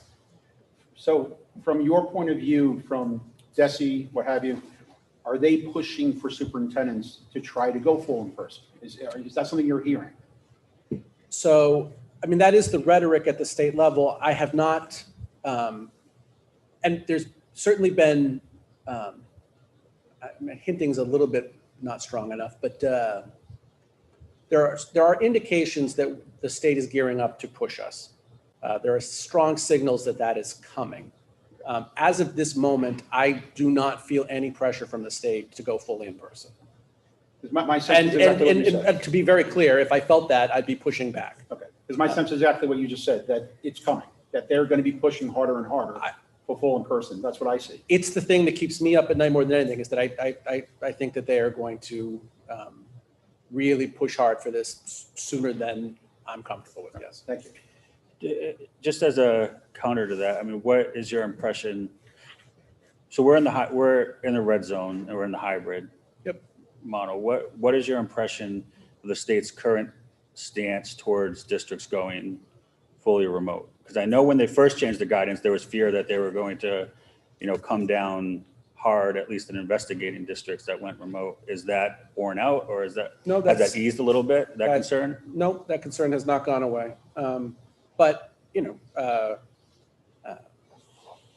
if we're talking about being in remote for a temporary period, I don't think the state is as concerned about that. I mean, we went remote at an entire school for 2 days, and for some classrooms in that school for another, 4 days. So the state's aware of that, and they didn't even blink at that. I mean, we're red. I mean, not a little red, right? We're really red. So I think that we have some leeway for short-term decisions about how to handle the situation. I think what the state's really gone after so far are people who are green and have yet to step into schools. And you know how it is. When they're done corralling those people, they'll move on to the next level of people that seem like, to not be, to be on their naughty list. And given where we are, we're a long way from that being the primary concern. But that could all change. And we have a call with the commissioner on Wednesday. So, who knows what he's going to tell us. I'll certainly pass that along as soon as I hear it. Yeah, Mr. Guys. No, I'm sorry. I was pointing. Mr. Domenici had his hand up early. Well, Chairman, kind of went where I was headed, because we had heard that, DESE was, I don't want to call it a threat, but essentially like things such as we'll come and audit you if you're not putting your kids full in person, or getting kids back in school was put on the table, which I would have an issue with that. I understand. I mean, not everybody's in the same category, right? You just mentioned if there are green communities and folks are still remote. I mean, I don't know what an audit would do, but I guess that's a way of trying to enforce the issue. We're a pretty dark shade of red here and have been for quite a while, and there doesn't seem to be an end in sight. And we get the added bonus of being a border community to a state that's got the highest daily cases per in the country. So, Rhode Island's boiling over, and any one of us can go up Route 1 on a given day and see the number of Rhode Island plates in our city. So like folks are coming in and out regularly, and especially this time of year. It's definitely part of our story. So I guess my question is, like, when you mentioned short term, are we talking a matter of days, or are we talking a matter of if we felt we had to kind of cool the engines for, you know, a period of weeks to get over a hump? Where do you think the state would come down on something? I don't know like what the that? magic number is, and honestly, as long as what we do is what we think is called for and is necessary for what's best for kids, you know, they can do their worst. We've got to do what makes sense for us here. And you know, to your point about a border community, I mean, one of the things that we've talked about with the health department is that you know, a lot of the officials that we're speaking with, you know, have a Boston perspective. And you know, when you're in Boston, you're only surrounded by Massachusetts. The idea of what life is like on a border community, you know, that's just a foreign concept. And like, you can get it abstractly, but how it really plays out, I mean, there's a certain, you know, indifference to it. And that, you know, that's something we've experienced on multiple issues, right? I can remember getting called by the state one time complaining about our residency policy and, you know, explaining to them our problem, you know, with people from out of state pretending to live here. And, you know, their point was, what do you care where the, you know, what, you know, from the state's perspective, all we want is to educate the kids, which of course we all want to educate the kids, but we don't, you know, who cares where the dollars go? I said, well, that's easy when you're arguing about whether someone's in Malden or Revere, but when the problem is that they're on the other side of a state border, it's a whole different situation. And like, you know, honestly, the person I was talking to couldn't get their head around what I was talking about. So, you know, you take that kind of lack of awareness of that situation and apply it to something like this. Yeah, I mean, and then, you know, when the Sun Chronicle reached out for comment on Baker's comments, you know, I don't know, maybe I'm giving too much credit, but I don't think I am when I said,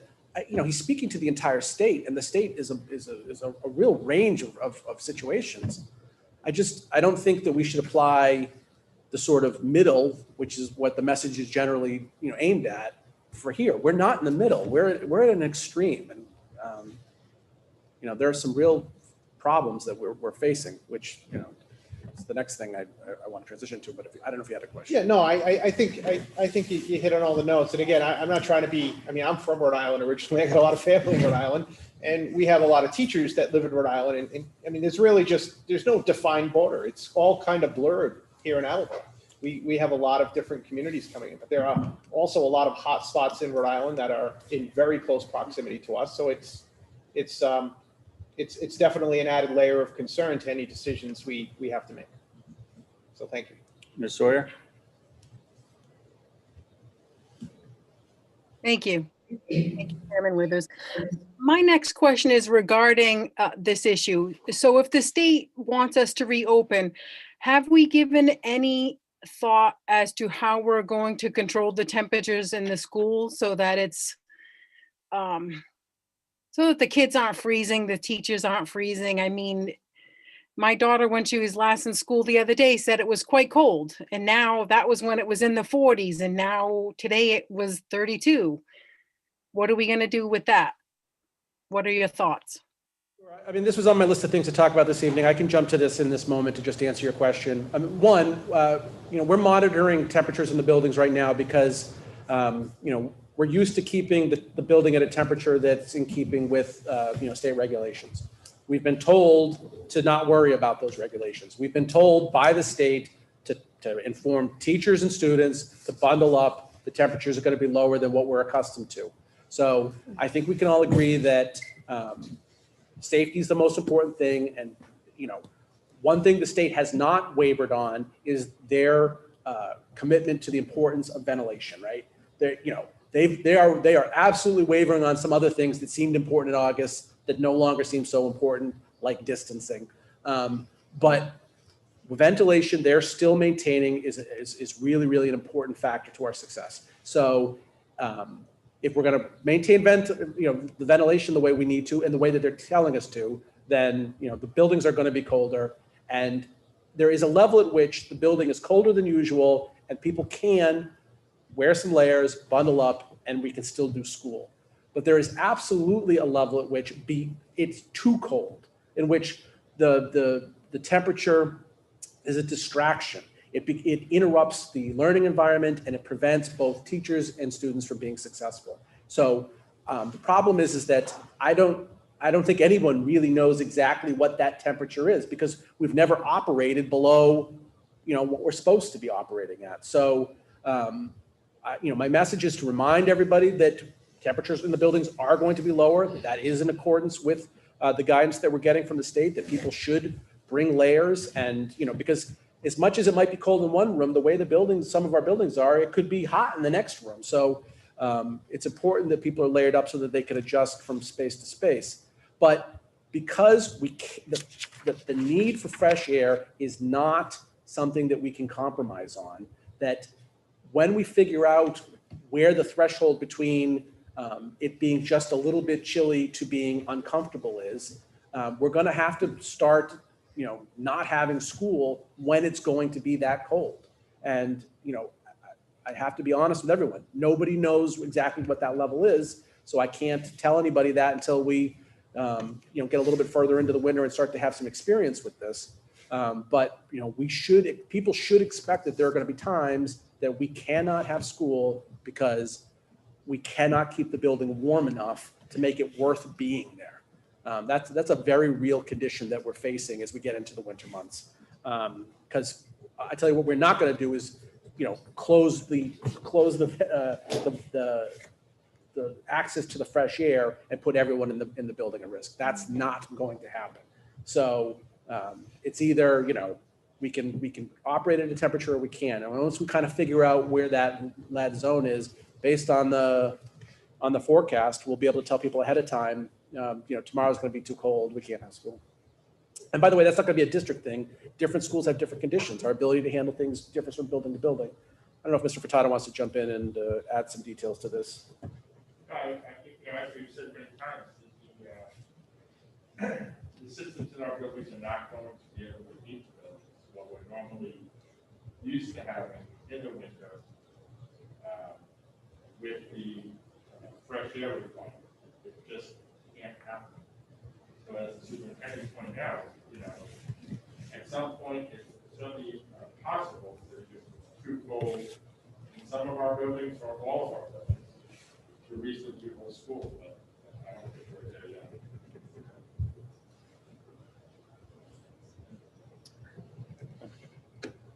Okay, so, I'm sure that there are educators that, there's just, I disagree with them about exactly how things are in terms of safety in the district.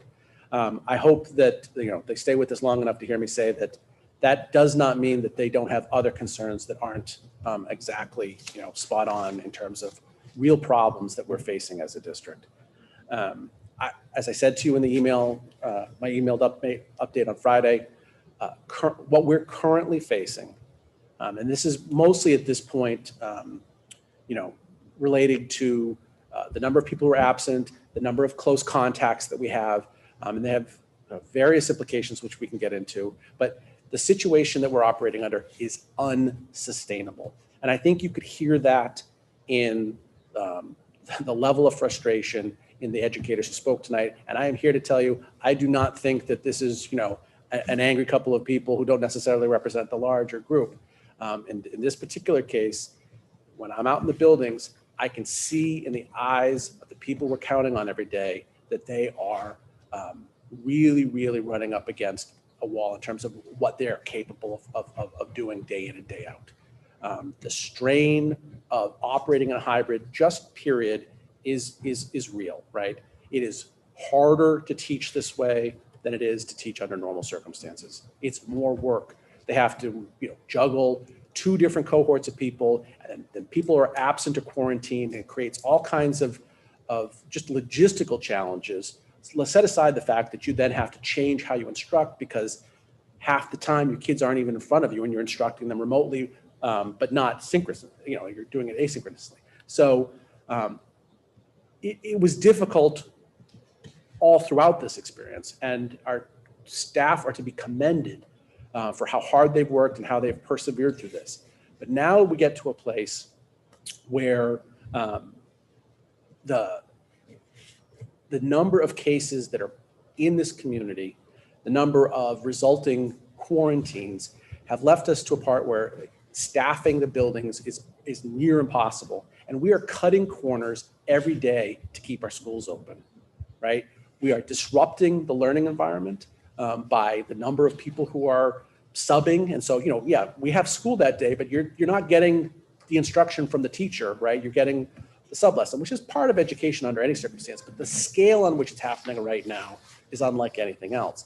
Plus all the quarantines, there's a real interruption to the learning. And as you heard an educator bring up, we had to close, Brennan, and that's a disruption as well. So we have all these multiple disruptions, and I think really having an impact on the quality of the education that we're able to deliver kids.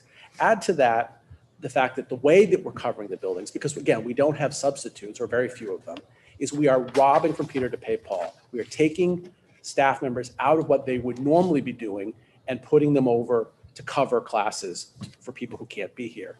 And that ultimately results in the interruption of services, right? So while teachers try to make all of this work, it is taking a toll, and it's just very, very, very difficult. And I hope that I hope that the educators understand that is a point that is not lost. And again, I told you about my experience at Brennan in my update, but I'm here to tell you it's across the entire district. We are really, really, really struggling to get from day to day. And that's collectively, that's the teachers, that's the support staff, that's the administration. Now, we are managing, we had school today, and I was at Hill Roberts, and I'm here to tell you, I think there were a lot of kids who were there who were glad to be there. And that's, why we're trying so hard. But I do have to warn the community as a whole and the committee specifically that, I don't know how much longer we can limp along like this. Every day it's a question in multiple buildings as to whether or not we're going to be able to string that together for one more day. If in fact we see an increase of cases, if there's a spike because of Thanksgiving, which would start to emerge right around now. And by the way, we called in 15 new cases to the state today, so perhaps that is coming. At some point, this isn't a decision about safety, right? Specifically about transmission. If we're going to make this decision just based on whether or not we think people are catching COVID in school or not, I don't agree that we should close schools based on that concern. I think the protocols have worked thus far. But there are other reasons why at some point we might have to consider taking a break, as was described, just because as much as there would be a burden on families to have to deal with the daycare related to their children, I think the educational experience that we would deliver would actually be better than what we can do under current conditions. Now, in any school year, there are periods where things happen in a school and there's some sort of problem and things get disrupted, and we work through those things, right? So I wouldn't bring this up if I felt like this was a minor moment in time and we could all be pretty confident that we'll get through it quickly. The health officials that I'm talking to are telling me that they don't expect things to be any different than they've been this last month until we get through February, right? We are white knuckling it day in and day out. And I really do worry about our ability to get from here to there in one piece if something doesn't change pretty significantly in the meantime. And that's my prayer. I hope that I wake up, well, not wake up, before I head home on Thursday, I get to check the numbers and find out that magically the data went in the other direction for once. Because if there aren't signs that something's going to improve, at some point, this is going to break down in a pretty significant way. So I'm not one to ring the panic bell. That's not my style. Again, I was in schools last week, I was in school today. We are holding it together. Today was fine. Tomorrow will probably be fine too. And again, everybody wants it to work. But at some point, this becomes really, really problematic. I'll open it to questions. I mean, I think I agree with you on your statement about safety. While, I certainly understand and, respect, the comments that were made about fear for safety, I think that to date, the science and the data has borne out that the schools on a whole are safe. I think I've stated and we've talked about in these meetings that, if we close down at this point, it seems like it'll be because we just can't administer school effectively anymore.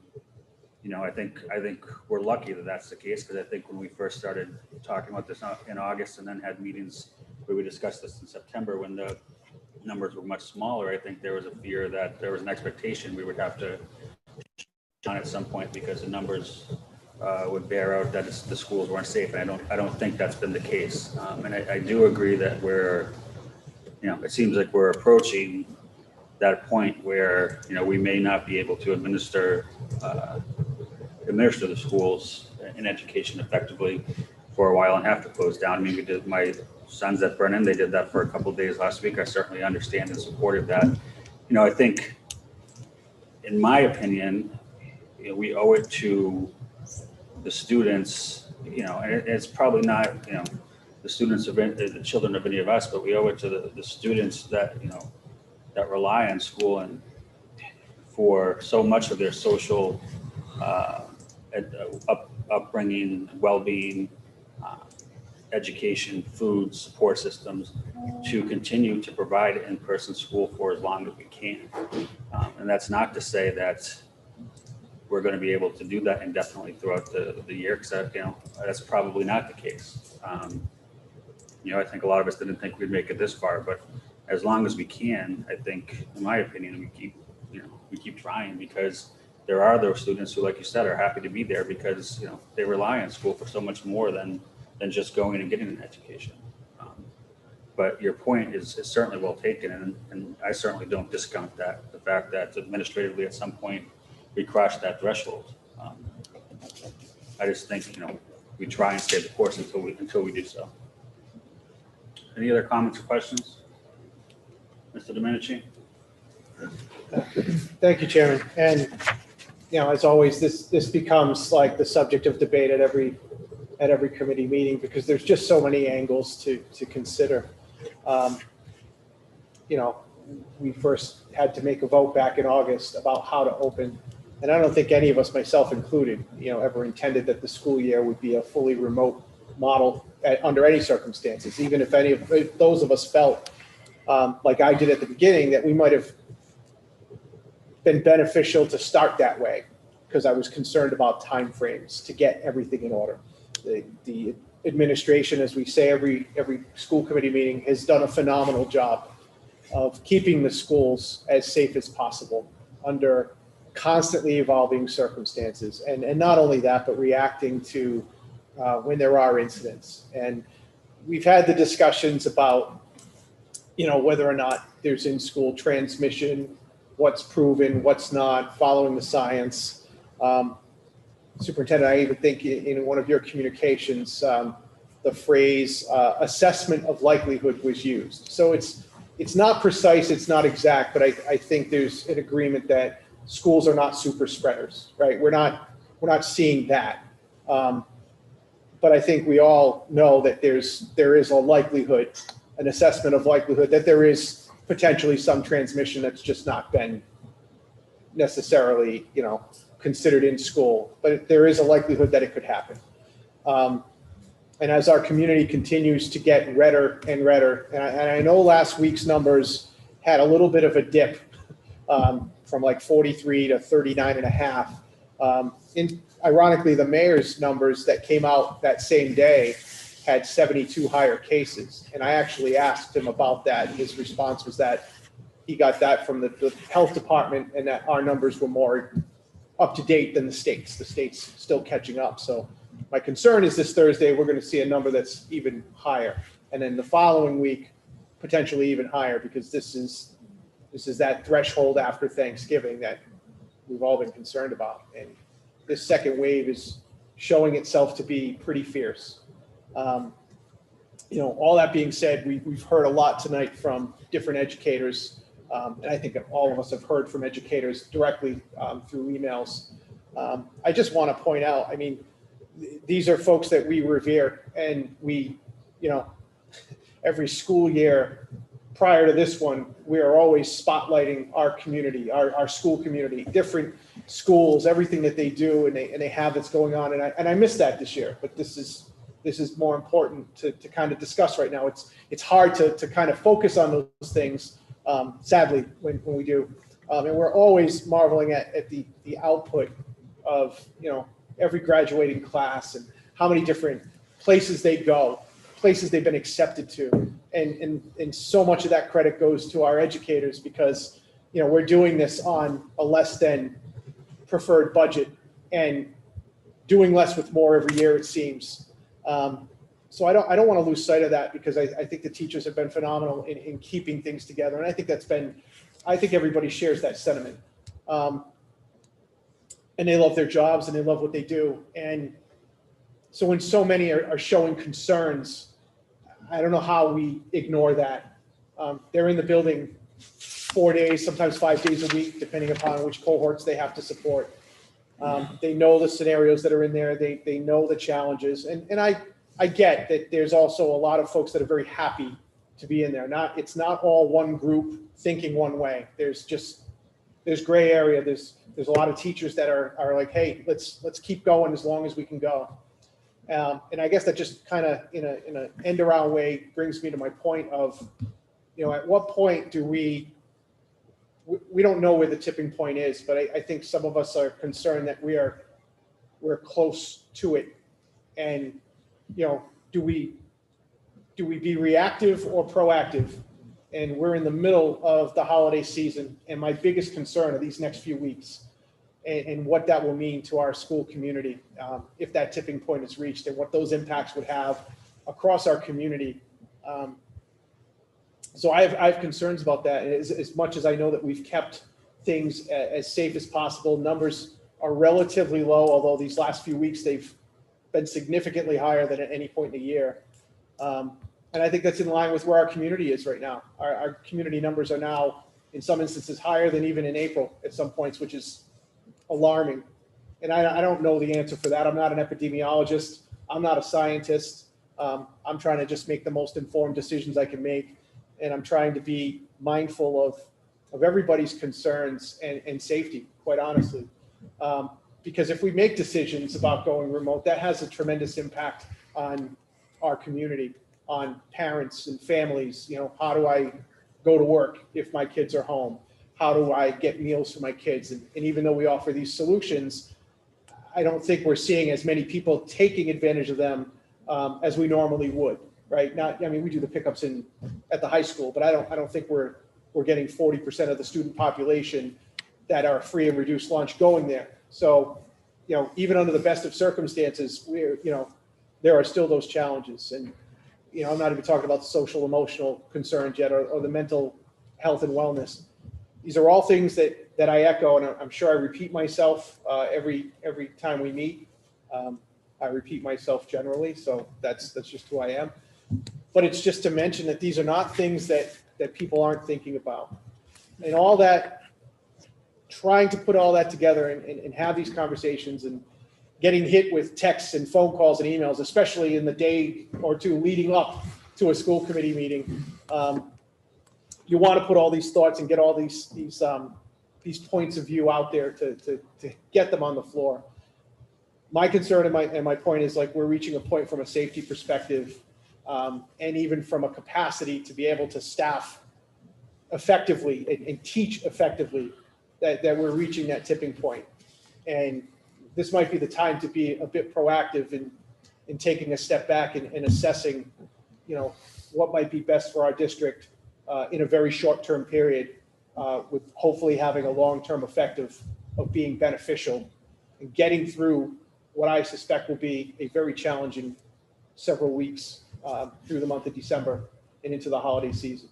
And perhaps that's something we should be considering tonight as we have these discussions, since this is the only meeting that we are scheduled to have this month. And so that concludes my comments. Mr. Geddes? Thank you, Mr. Chairman. I do have some broader comments, but before I got too far into them, I wanted to confirm, have you completed your report, or were there some additional factors you thought we needed to be aware of? In terms of what's being discussed now, I'm done. I have 2 other items, but not specific to COVID or modality related? Correct. Okay.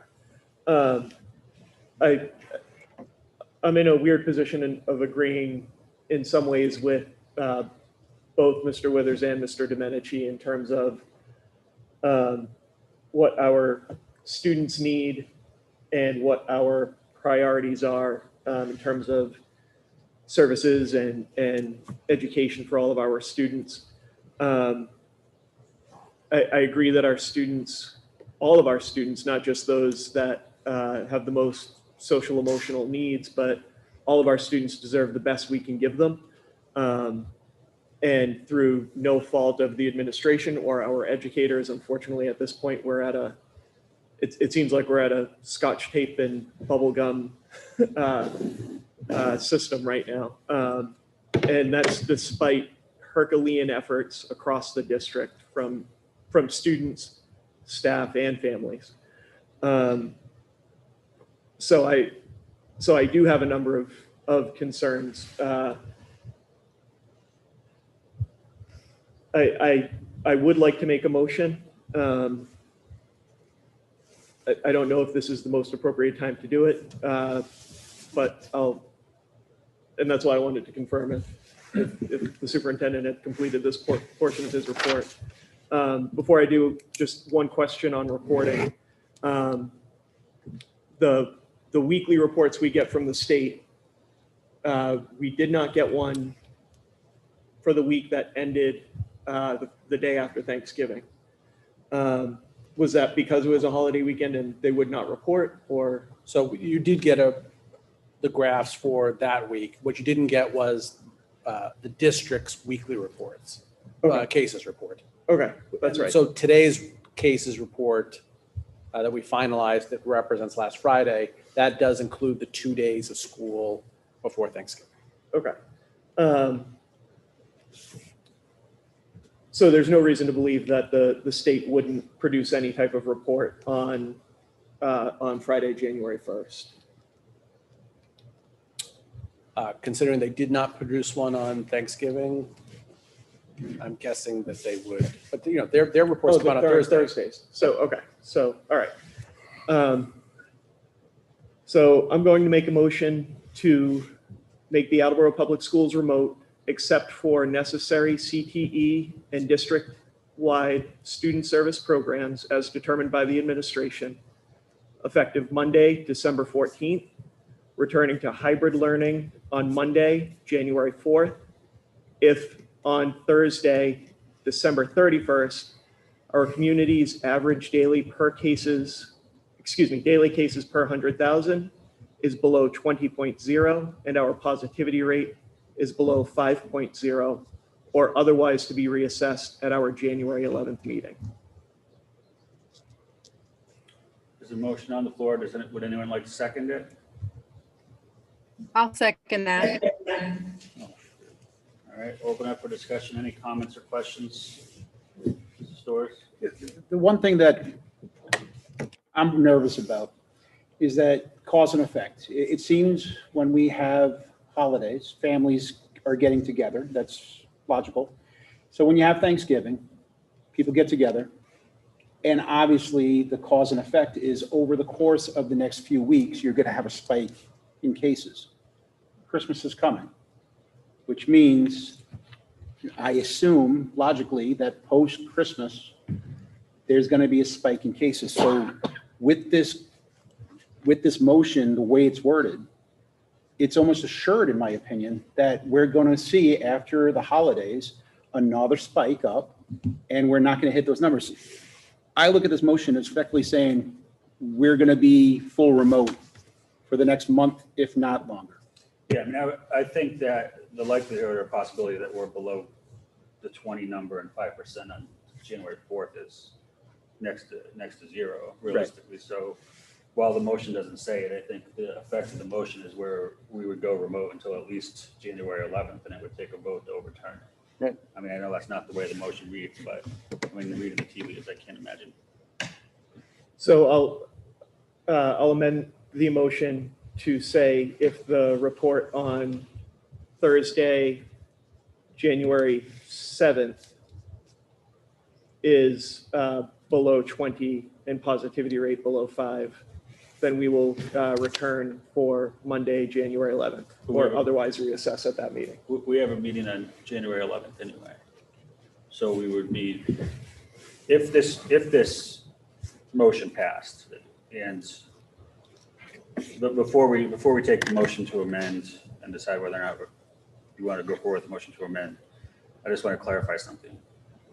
The current motion on the floor, we would go back remote if we met the thresholds. Sorry, we would go back hybrid if we met the thresholds that you set out in your motion. The 20 person per 100,000 number and 5% positivity rate. If not, we would stay remote until at least our January 11th meeting when we would retake it up. But what you're attempting to amend it, we have a meeting the next Monday. We have a meeting the 11th anyway. So why wouldn't we just wait till that and take the numbers off the table anyway and just decide it at that time? I'm not sure what adding that threshold on January 8th or January 7th, wherever that date is, adds to the motion. Because if otherwise we would be voting on January 11th for a later date of returning to hybrid. So it would be getting folks in, it would be saving a few days of students returning. My goal with January 4th was to get folks back right after the holiday break. But I can appreciate Mr. Storrs' concern about what the numbers might be. So pushing it back a week, giving us a chance to have those numbers decrease would allow students to be back on January 11th, as opposed to waiting for us to vote on January 11th and have them come back probably as early as January 14th or following the holiday on the 18th, so possibly the 19th. All right, so we have a motion to amend the motion. Do we have a second on the motion to amend? Okay, that was my question. This is not a second to approve the motion. It's a second to amend the original motion. Second. Second, okay. We now have a motion to amend the original motion. We'll take a roll call vote.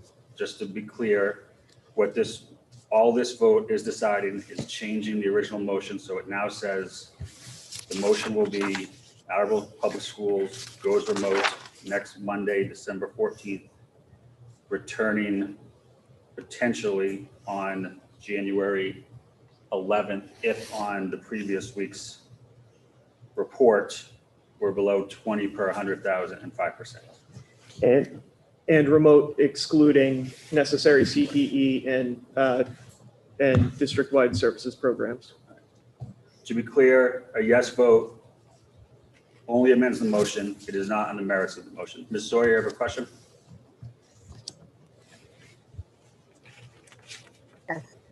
Oh, sorry. So when you mean necessary CTE, what does that mean? What exactly you just said? In some of our previous meetings, we discussed how some of the CTE programs truly can only function properly for the students if they are in person for at least some of their learning, whereas other CTE programs can be held remotely. I believe it was at our meeting at the end of October, or possibly our November meeting. The administration had mentioned that they were already looking at, if necessary, what CTE programs, and the administration, correct me if I'm wrong, but what CTE programs could happen remotely and what would require in-person learning. Are you looking for a specific? Well, can I jump in real quick, if you don't mind? And I realize we're getting much more into the weeds of logistics and procedural protocols here than we normally do. But for now, the This is just discussion, for the the discussion should just be on the motion to amend and amending the motion. So Ms. Sawyer, I think your question is a very important one for the motion in general, but I would just hold further discussion on that until when we're discussing the motion. And right now, just strictly questions about amending the motion. Mr. Soares? So the amendment is really, it's all about dates. So my question is this: you seem to have a certain threshold that you're looking at, and we're trying to quantify it by dates, but rather than have specific hard dates, why don't we just simply say, if we get to that threshold, we're back, rather than by this date, by that date, or so on? Why not just say, if we hit that threshold, we come back the next Monday? I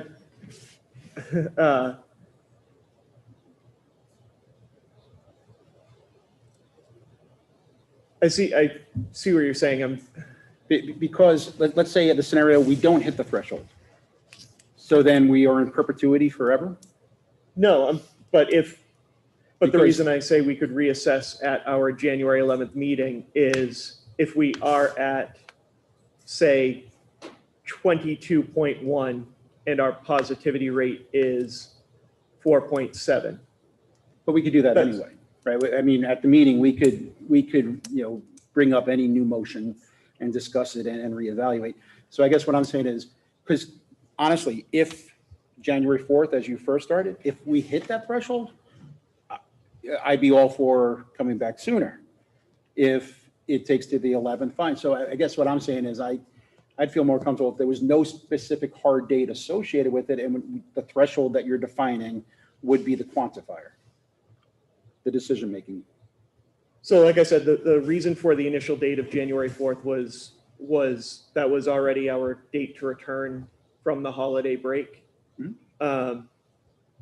But hearing your previous concern about allowing more time for the numbers to come down before bringing folks back, the reason for the January 7th report date to return for January 11th would be an opportunity to get students in. I mean, at that point, we're talking about one hybrid day, but it's one more hybrid day that the students are in school. It's getting them in that much quicker, possibly as much as a week earlier. And I totally agree. And I guess that's why I'm more towards not having the dates at all, because if we're at that level earlier, bring them back earlier. If we're not at that level, as soon as we do get to that level, bring them back. So by not having the date and only having the threshold, that solves that. And then, like you said, if it's close and we come back for a meeting on the 11th, we can have a discussion at that time and make new decisions. If that makes sense. All right, so we have any further discussion on the motion to amend? Strictly on the motion to amend? No, I'll wait. Okay, thank you. All right, so again, motion to amend the original motion, a yay vote, a yes vote simply approves the motion, amendment to the motion. It is not on the merits. Ms. Johnson? Yes. Mr. Geddes? Yes. Mr. Withers, no. Mr. Larson? No. Mr. Storrs? No. Ms. Porto? Yes. Mr. Domenici? Yes. Mr. Hill? Yes. Ms. Sawyer? Yes. Okay, the motion passes. We now have a motion on the floor that's been seconded. Actually, the motion has not been seconded, excuse me. We now have, the motion has now been amended to state that the Attleboro Public Schools will go remote starting Monday, December 14th.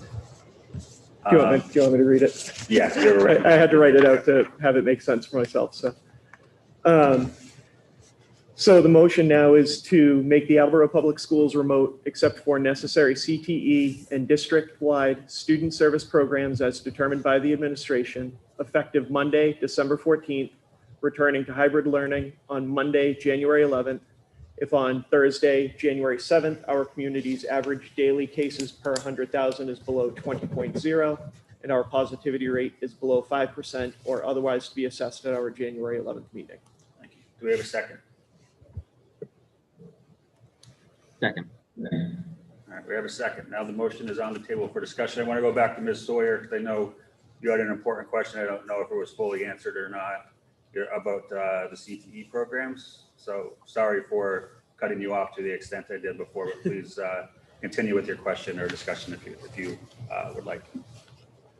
That's fine, Chairman. Thank you. My concern is how are parents going to know if their CTE program that their student in requires them to go or not? Because to me, when you think about CTE, everything require you to go in.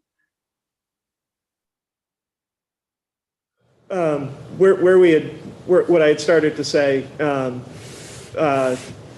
when you first brought this up was I didn't know if you wanted a list or if the administration would even be prepared to list some of those examples, and I don't want to speak for the administration, so I guess I'll say it this way.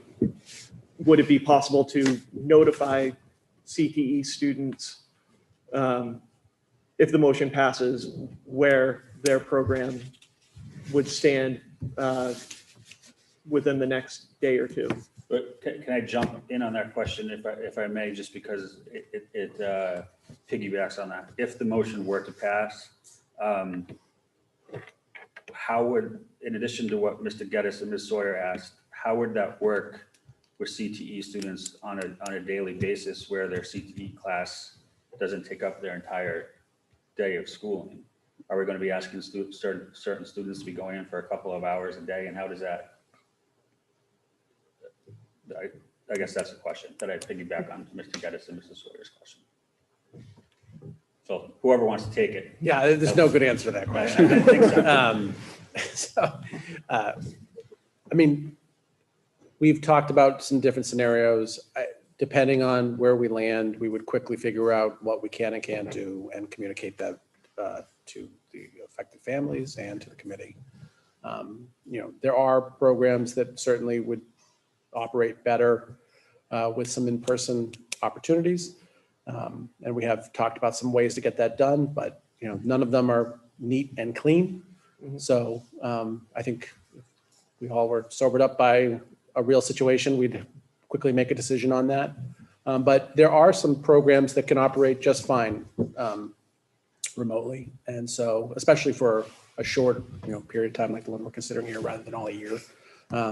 So, it'll be program by program, and that's true of, our English language, learner programs and, special education. I mean, everything's going to be program by program, what that staff just thinks is going to be best for meeting the needs of kids. What about students that in those programs that may need transportation to school? We can provide that. Any other questions on the motion, Mr. Larson? Yeah, I guess one of my thoughts was, we can find a way to transport, I suppose, a student in the middle of the day to a CTE program and then transport them back. But the odds are pretty good they're going to miss part of the class while they're being transported to school. And they're going to miss part of a class while they're being transported back home from CTE. I mean, we're a week and a half away from being off for 2 weeks anyhow, just in our schedule.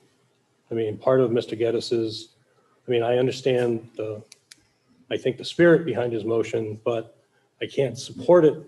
I mean, I don't know how you would logistically, because you're really going to lose half of a class to go to a class and lose another half of a class. Yeah, to get to your to point, the one Mr. class. You would lose time on either end if we did it every day, which is probably, that's not likely to be the way to do it. Right. And I'm thinking that starting on the 14th of December, we're a week and a half at that point to Christmas break. I understand, I've had a number of people reach out. I certainly understand the stress in the buildings, the stress in the system.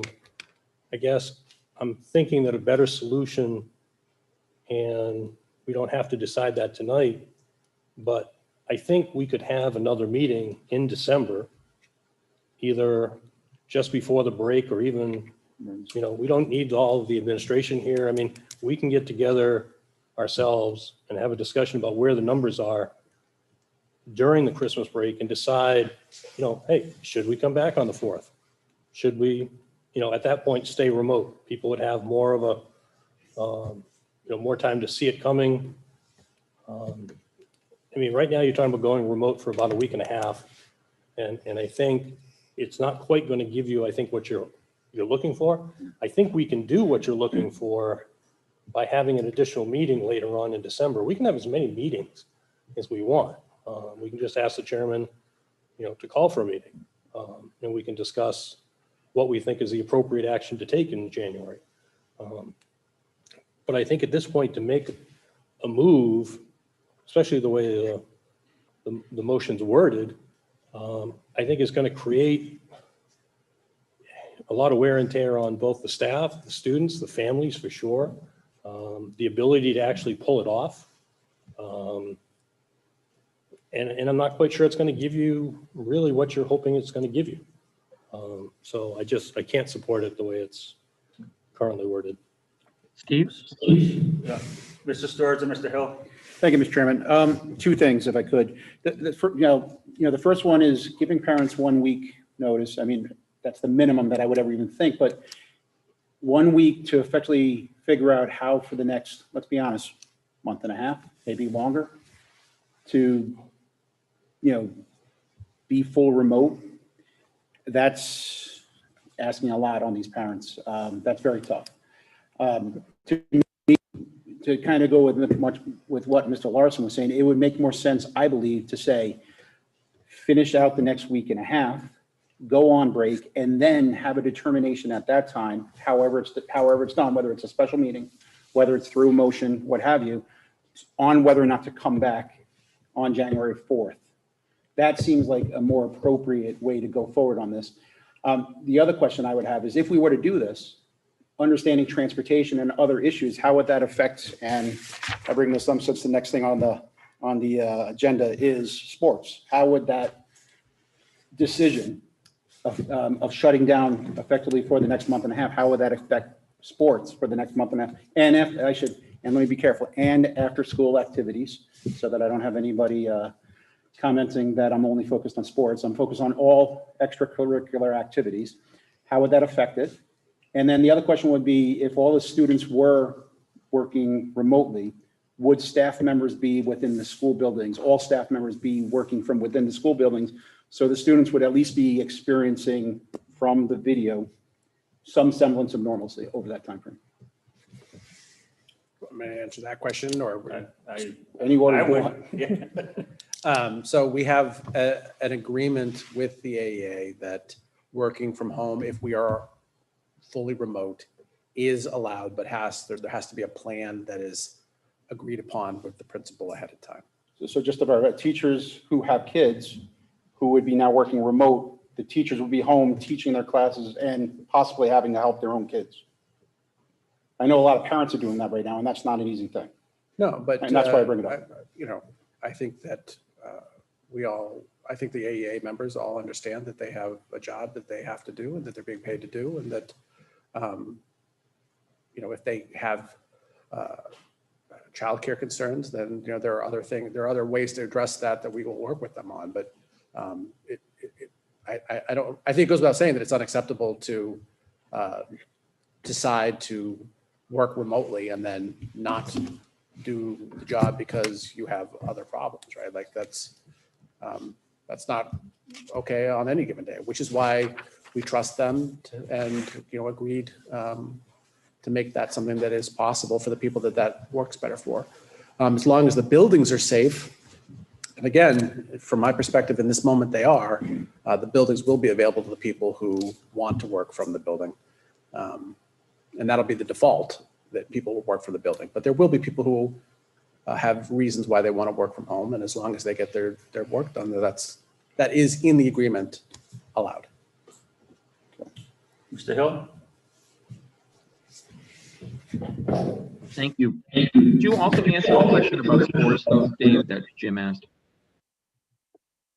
Luckily, I have an expert here in case I really step in it. But my understanding is that if we go as a district in remote, that ends the season. But I'll turn that over to Mr. Houle to see if I have that right. You asked me the question that I guess is very important at this time, but it's still kind of, it's not very clear as far as what that guidance is.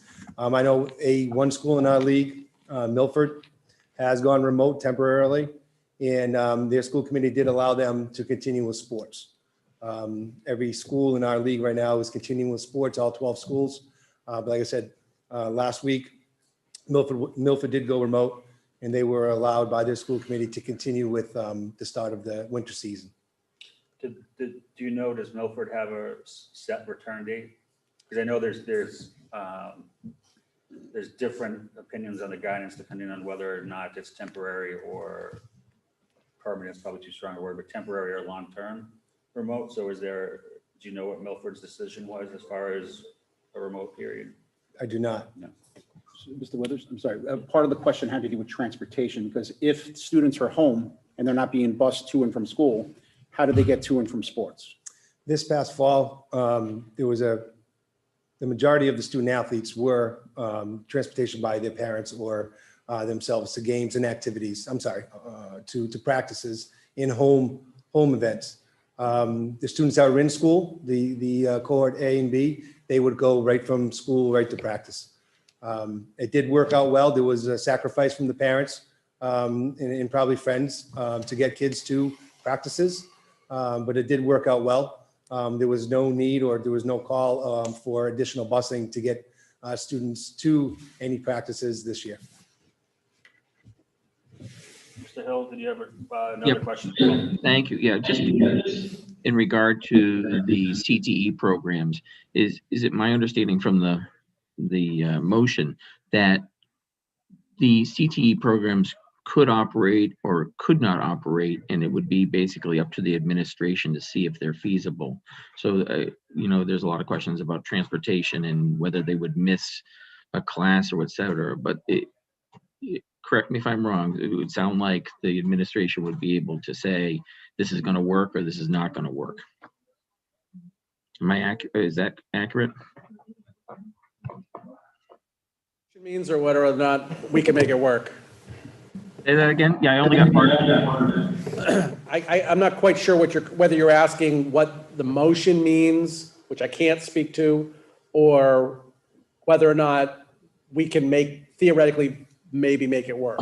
No, I'm not asking about the reality of making it work, just that the motion gives you or the administration the power to basically say it can work or it won't work.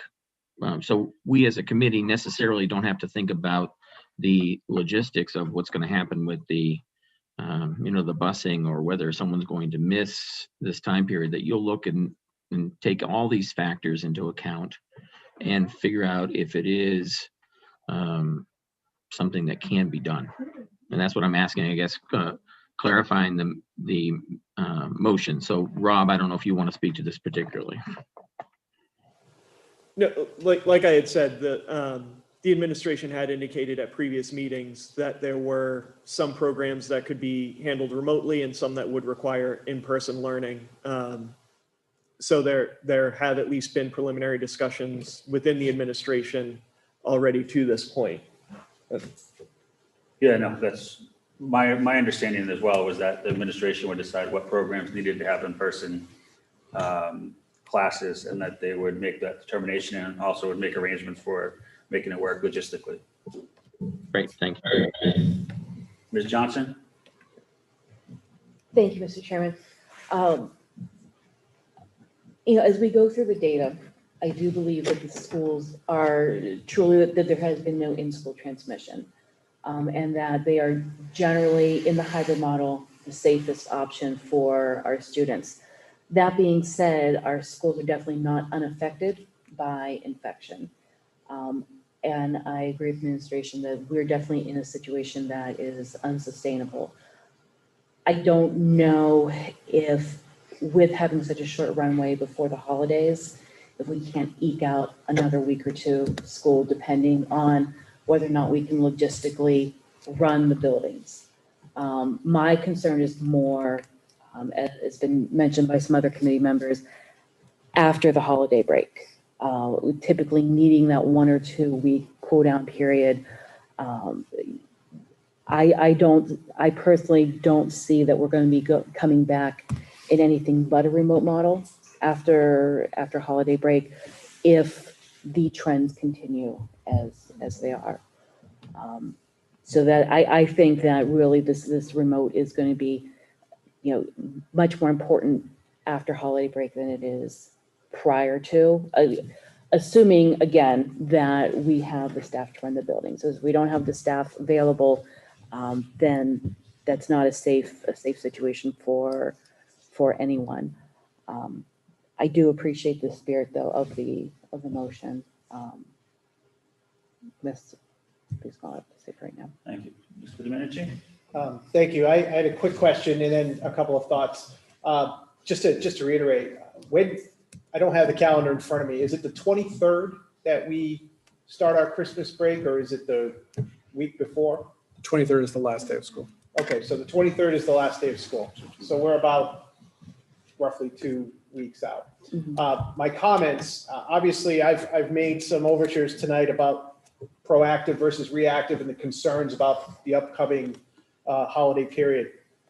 A couple of things to point out, right? One is the state's RAG status, red, amber, green. That's my company. That's, our industry.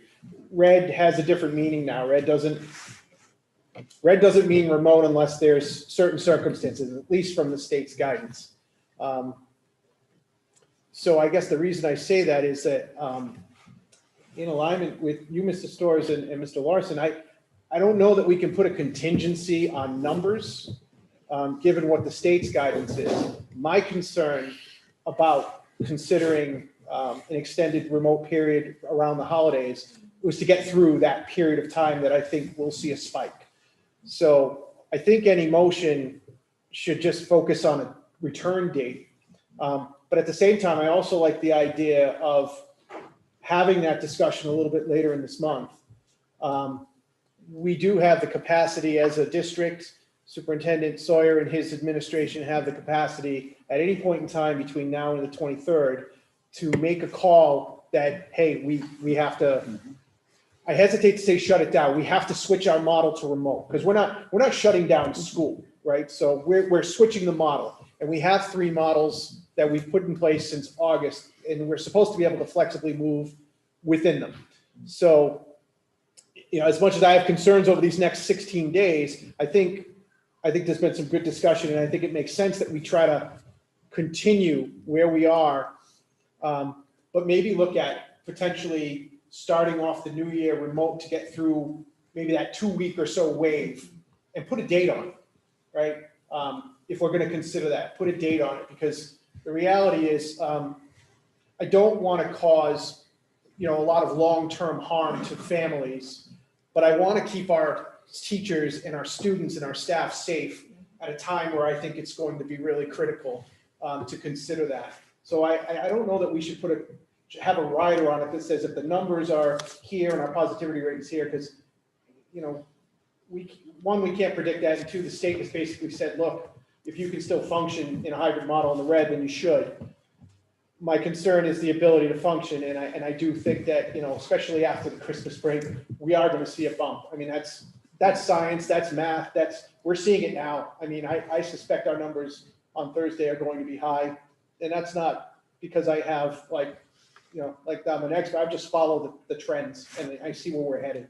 But to that end, we don't have that much time beforehand. It does give parents a little extra time to prepare, that we might start the beginning of the new year in the remote model to get us over the hump. And that gives them adequate time. It gives them that month to get ready, which I think we owe families if we're going to consider that.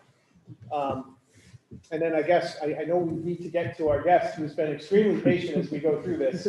So thank you for that, Mark. We're in a remote model, and I think you've made it clear that there is some precedent as to whether or not, if we think as a community that the benefits far outweigh the risks of having winter sports for a variety of reasons for our students, that even if we're on a temporary remote status, which is what I think we would have to be, that those things can be independent of one another. But again, my concern is those 2 weeks. And believe me, when we get to this discussion, I will have concerns about winter sports. But, I think perhaps if we were, to consider this, we have a little bit of leeway, I guess, to make a decision. So I am in the spirit of it because I do think that I do think we need to have some sort of pause around the holidays.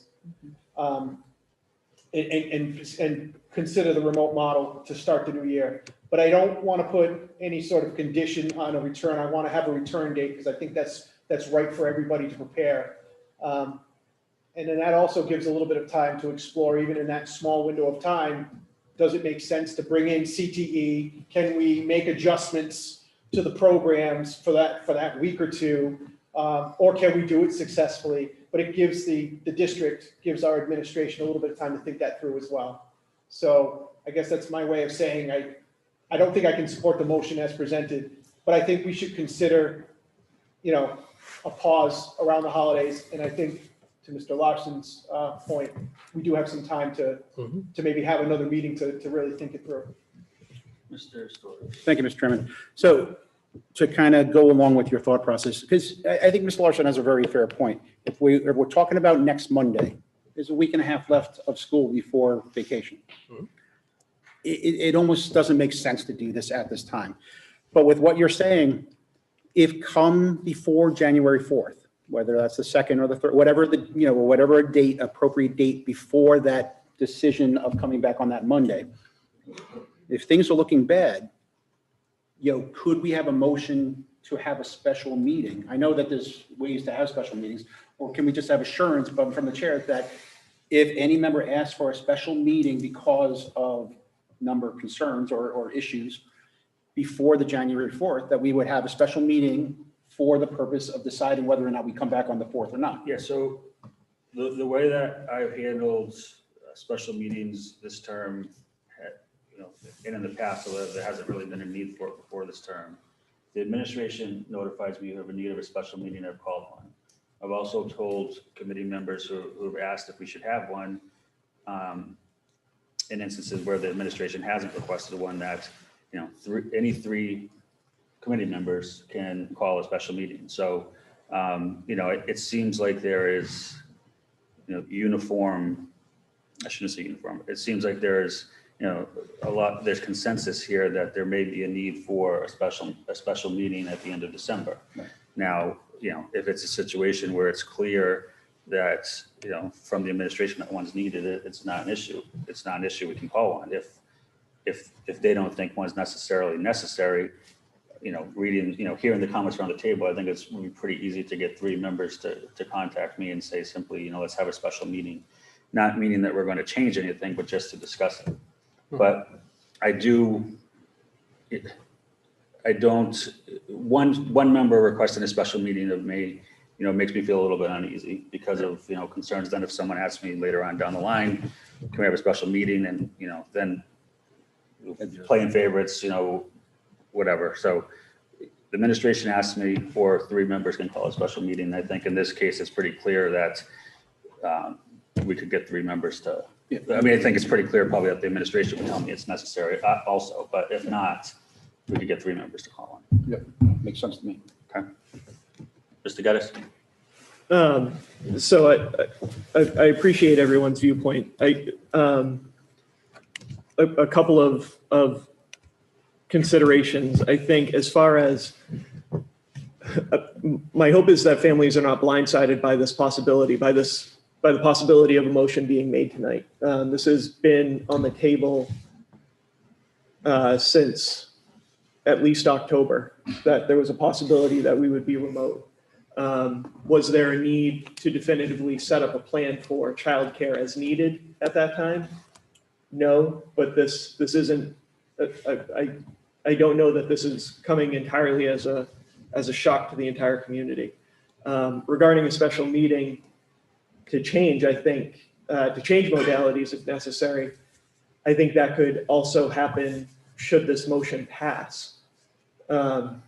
If the majority of the committee feels that we should be remote right now and numbers improve drastically between now and the holidays, then we could call a meeting to bring students back as early as January 4th if the numbers bear out. My concern with waiting that long is last week we had 42 cases within the district. That is more than we had in all of September and October. That is more than all of what we had in the first 3 weeks of November when numbers were drastically spiking. The administration, the superintendent mentioned that today alone, we had 15 new cases that had to be reported to the state. We heard about disruptions that have already happened in one school at Brennan, both for the entire building and for one learning team. Earlier in the year, we were talking about just cases at the high school.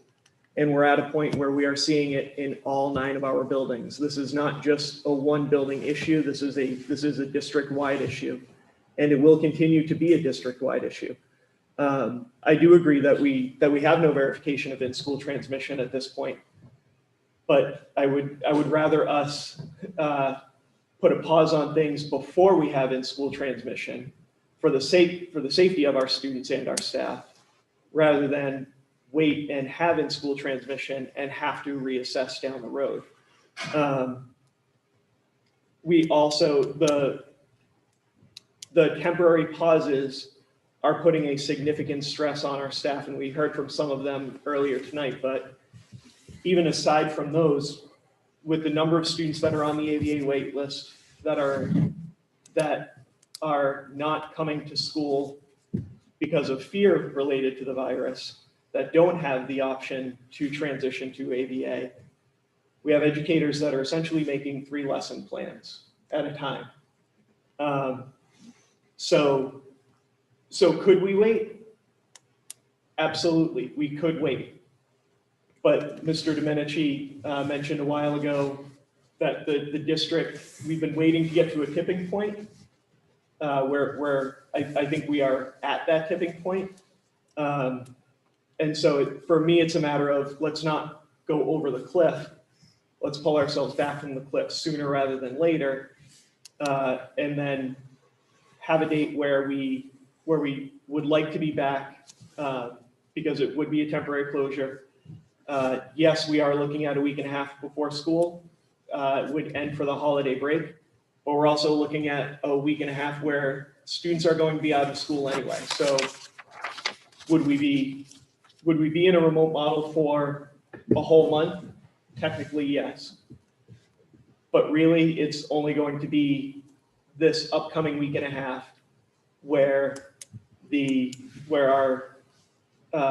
system is already at its brink, and where I hope the protocols that the staff and the administration have put into place that have worked for us so far as we know, I do worry that those are going to be, I do worry that the virus is going to overcome those barriers at some point, and I would rather be proactive than reactive. All right. Just a couple of quick comments from me before the roll call. One, because I do think it's important. I do want to agree with Mr. Geddes on one thing, and that is that parents should absolutely be aware that regardless of what happens tonight, there is a chance, if not a likelihood, that at some point schools will be going remote, whether it's one school like Brennan for a couple of days, whether it's one school for a couple of weeks, whether it's the whole district for a month. That is a very strong likelihood. And I think the administration has done a good job of trying to get that message out. Like everything, it's hard to get, you can yell it as much as you want, but you can't always get people to listen. But, we got to continue making that message, and parents should absolutely be aware that regardless of what happens tonight, there is a possibility that schools go remote, and it could happen, it could happen with a day or two notice. It's just the reality of the unfortunate situation that we're in now. That being said, that being one issue. The second issue, as to the motion itself, Mr. Domenici mentioned something earlier about being proactive or being reactive, and I think that's a comment that I've heard from a lot of teachers about not being reactive, not waiting until it's too late. And if I felt that the schools were unsafe, I would agree with that 100%. In my mind, there would be two reasons to close the schools, or when I say close the schools, I mean go remote. That's because we feel it's unsafe for staff and for students on one hand, or on the second hand, because of logistical concerns, logistical realities, we can no longer, the education and support we're providing students is no longer more of a benefit to them than staying home and learning remotely. Those are the two reasons why we could potentially go remote. If it was unsafe, then absolutely I would believe that we need to be proactive. However, based on what we've seen from the data, what we've heard from the administration, it does not seem that the schools are unsafe at this point. That doesn't mean that there's no virus in the schools. That doesn't mean that even that there hasn't been a single transmission. It simply means that looking at the numbers and where it's spreading, it seems like it's spreading more outside of the schools than in them. As to the second concern, which in my mind is a lot closer question as to whether or not to close the schools right now, and that is whether or not we can provide the experiences for the students we need to based on the logistical concerns. I'm less concerned about being proactive in that situation, because if we realize, the administration tells us we just simply can't do it, and then we close the schools a week later, we haven't put anyone at risk in that case. We've simply realized that, we've crossed the tipping point. Students would be better off at home from an emotional and educational perspective. And being a week reactive in that situation is a better outcome for me than being 2 weeks early and, having students miss out on the opportunity to be in school and all the benefits that they gain from that. And so for that reason, and from my belief that schools are safe at this point, I won't be supporting the motion at this time. With that, I will start the roll call, and I'll start with Ms. Sawyer. Before you start, sorry, just because it's been a while since the motion was made, it's been a lot of discussion. A yes vote would send us remote starting Monday through at least January 11th. A no vote would keep us hybrid for the time being. With that being said, Ms. Sawyer? I have to vote yes. Mr. Hill? Yes. Mr. Domenici? No. Ms. Porto? No. Mr. Storrs? No. Mr. Larson? No. Mr. Withers, no. Mr. Geddes? Yes. Ms. Johnson? No. Thank you, everyone. And thank you, Mr. Geddes, for the motion, and thank you, everyone, for the discussion. I'm sure it won't be the last time we have it this month. Mr. No, Sawyer? and I assure the community, the educators and the committee that, as I've stated, things are day to day at this point. And if we get to ourselves in a situation where I have to ask the committee to reconsider what we've done here tonight, I was swift in reaching out and starting that conversation. I think the conversation around the impact of Christmas and traveling is a valuable one and something that deserves real consideration as we think about what we're going to do past vacation. But as to how we should proceed from here to vacation, we will do everything in our power to get from here to there. But we'll keep everyone informed if we have problems and our ability to do that. And one thing just to add to that is that, one of the certain outcomes of COVID and how it's changed our lives is, we've gotten good at doing remote meetings. We're also probably, most of us, going to be local for the holidays. So the normal concerns of not being able to pull off a special meeting around the holidays probably, they simply don't apply this year. So, that's a concern that parents, community, and staff don't need to have in this case. And that if we need to have a meeting the week of Christmas or the week after Christmas when everyone is on vacation, we can certainly pull that off. I was just going to say, I know that you'll want a formal request in writing, but I think the committee would be best served to realize that it's very likely we should be meeting at some point later this month for just a variety of reasons. So we should start to prepare ourselves at some point to put something on our calendar. And that's it. Two final things this evening. As you heard from the educators who participated tonight, there is a feeling of frustration among our staff that you heard them express not necessarily feeling heard in this process. And as in an attempt to try to address that,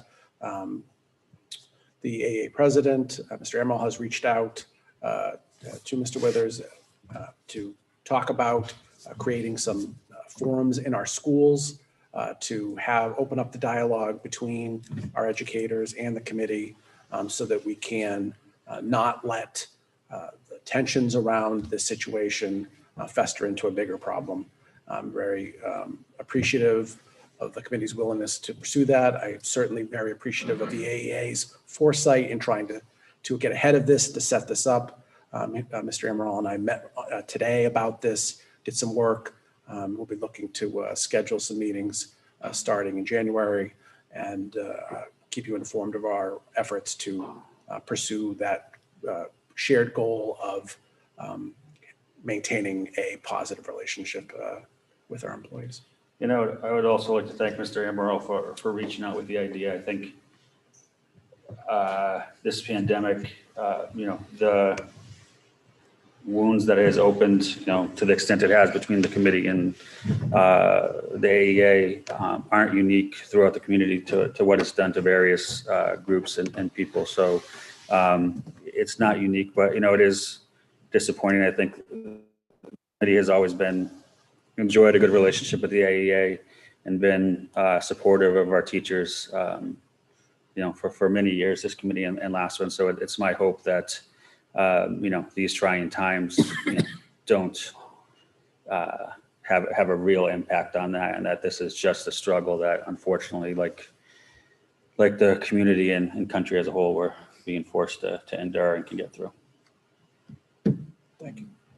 So our final item tonight is a consideration for winter athletics. You know, I try not to waste too much time editorializing, but I have to admit that I don't quite understand the state's perspective that it's all clear for some of the sports that we'll be considering right now. But I will say that regardless, you know, just as in other settings, I am not a doctor. I am not qualified to make policy, and the state has blessed the guidance that our plan is based on.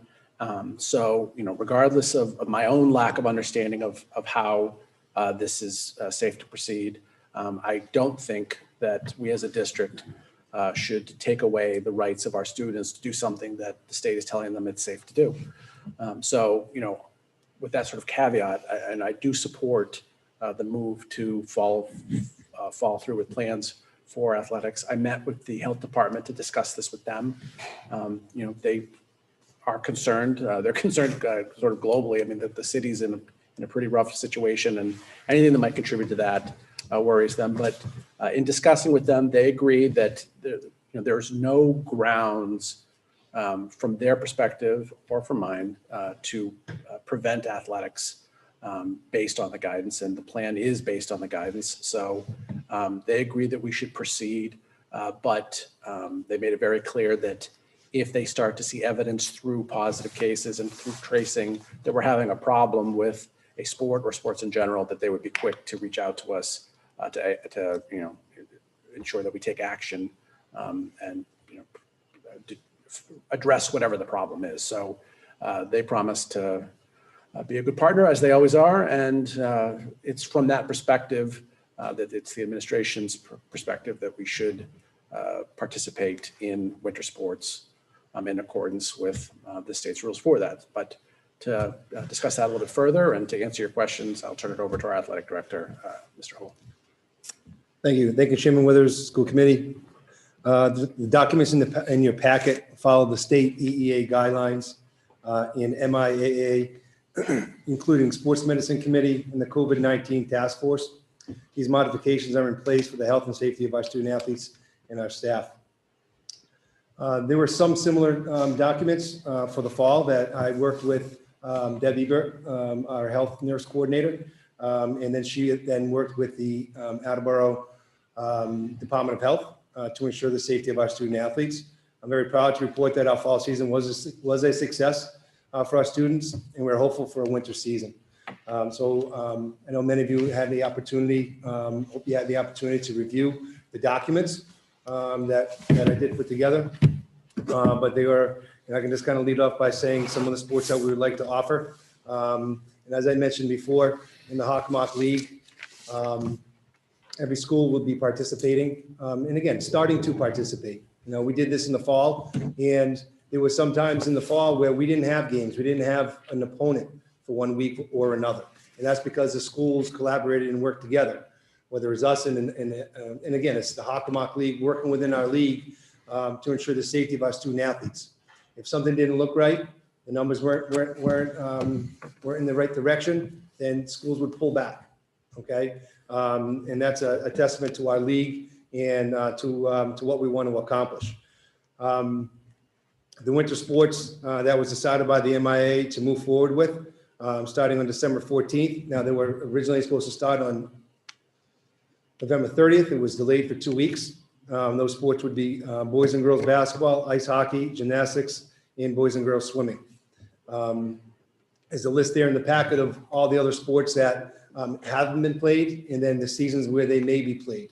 And again, these are day to day, they're week to week.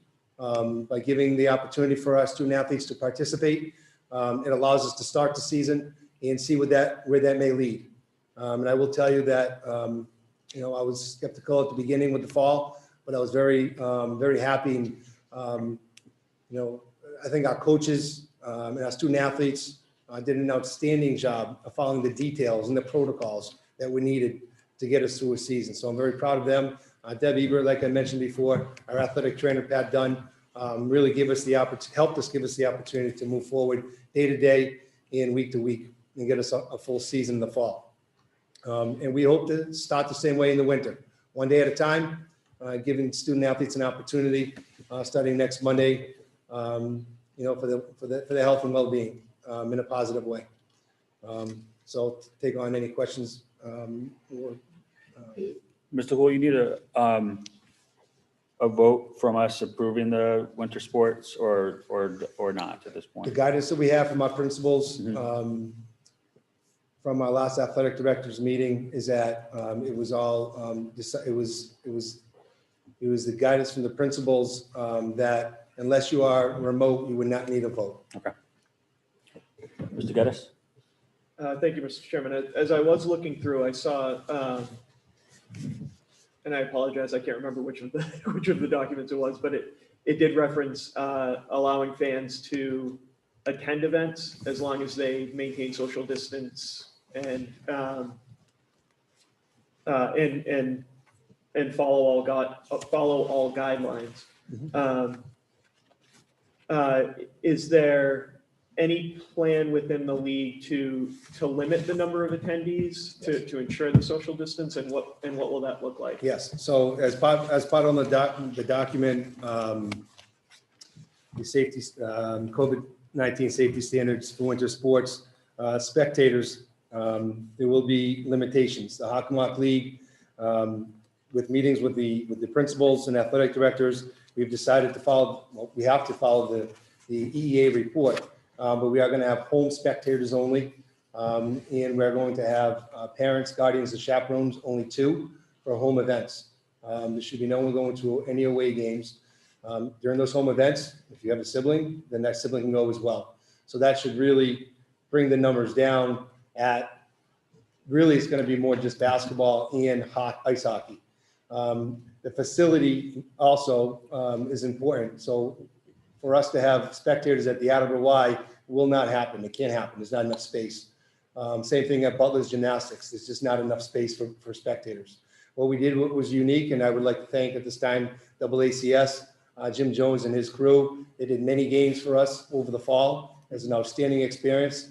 I think it was the best in the Hockomock League, and we were able to live stream many games at the varsity level, but still. And it was very special for them to be able to do that for us. And all of the teams in the league are looking to try to do the same thing for the winter. I'm sure Peter Gay might object to your assessment of the whole league, but no. And so it's essentially going to be limited to family when the facility allows. So student non-athletes won't be in attendance, or okay. Nope. Sorry. No, there would be no students, correct. All right. Thank you. Mr. Domenici? Thank you. And I did read that note, and that you yourself, Attleboro High School, were strongly discouraging parents from going to the away games. I guess my only question would be like, you look at basketball and you have somewhere between 12 and 15 players on a team. Is it 2 parents per student athlete? It would be two, yes, per player. Because I'm trying to figure out how that's even permissible, when you consider that, like, where the governor is with, like, indoor events and the like. So I'm kind of curious how is that an exception for athletics? Because I wasn't aware of that. Currently under the EEA guidelines, it is accessible. It's 50% capacity or 40% capacity, depending on where we are. Right now, we would be 40% because we are in the red. So for indoor activities. Okay. Yeah, I mean, I get that. I just wondered where the convergence of, which law gets followed, because there's limits of, heck, I think we're even stretching the limits, for the school committee meeting here.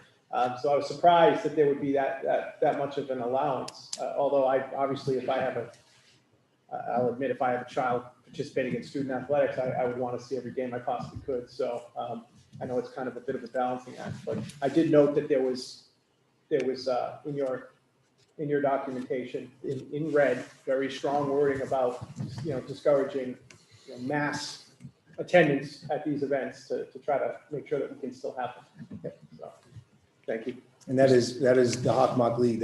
We're all on the same boat. We're all going to be pushing that same thing. Home spectators only. Mr. Storrs? Thank you, Mr. Chairman. Mark, I was wondering, I noticed cheerleading, it appears to have gotten moved from winter to a spring season. And while the fall has already been moved, hopefully to the swing, I guess we're calling it the swing season. Trying to understand the reasoning behind that. And also, would it, instead of basketball in the winter, would it be lacrosse that they would be cheering for? Right now, it's competitive cheer for the fall. That was already moved to the fall 2 season. Right. Okay. And then the winter competitive cheer would then be moved to the spring season. Okay. So they're looking at it as more of competitive cheer rather than sideline cheer. So they won't be doing any sideline? Right now, that is still to be determined. Okay. But as of right now, I do not believe that the sideline cheer would be competitive cheer. So that's the MSAA, and it's also. So they've shifted their competitive season to the spring period. Correct. Okay, thanks. So right now, everyone that wanted to do a sport still has a season to do a sport. One of the biggest things they want to do is not have kids that have to choose one sport over another. Kids this year can do 4 sports. So there's been a couple of kids that are signing up for some things they wouldn't normally sign up for. I think that's really cool, and it gives kids an opportunity maybe to try something different.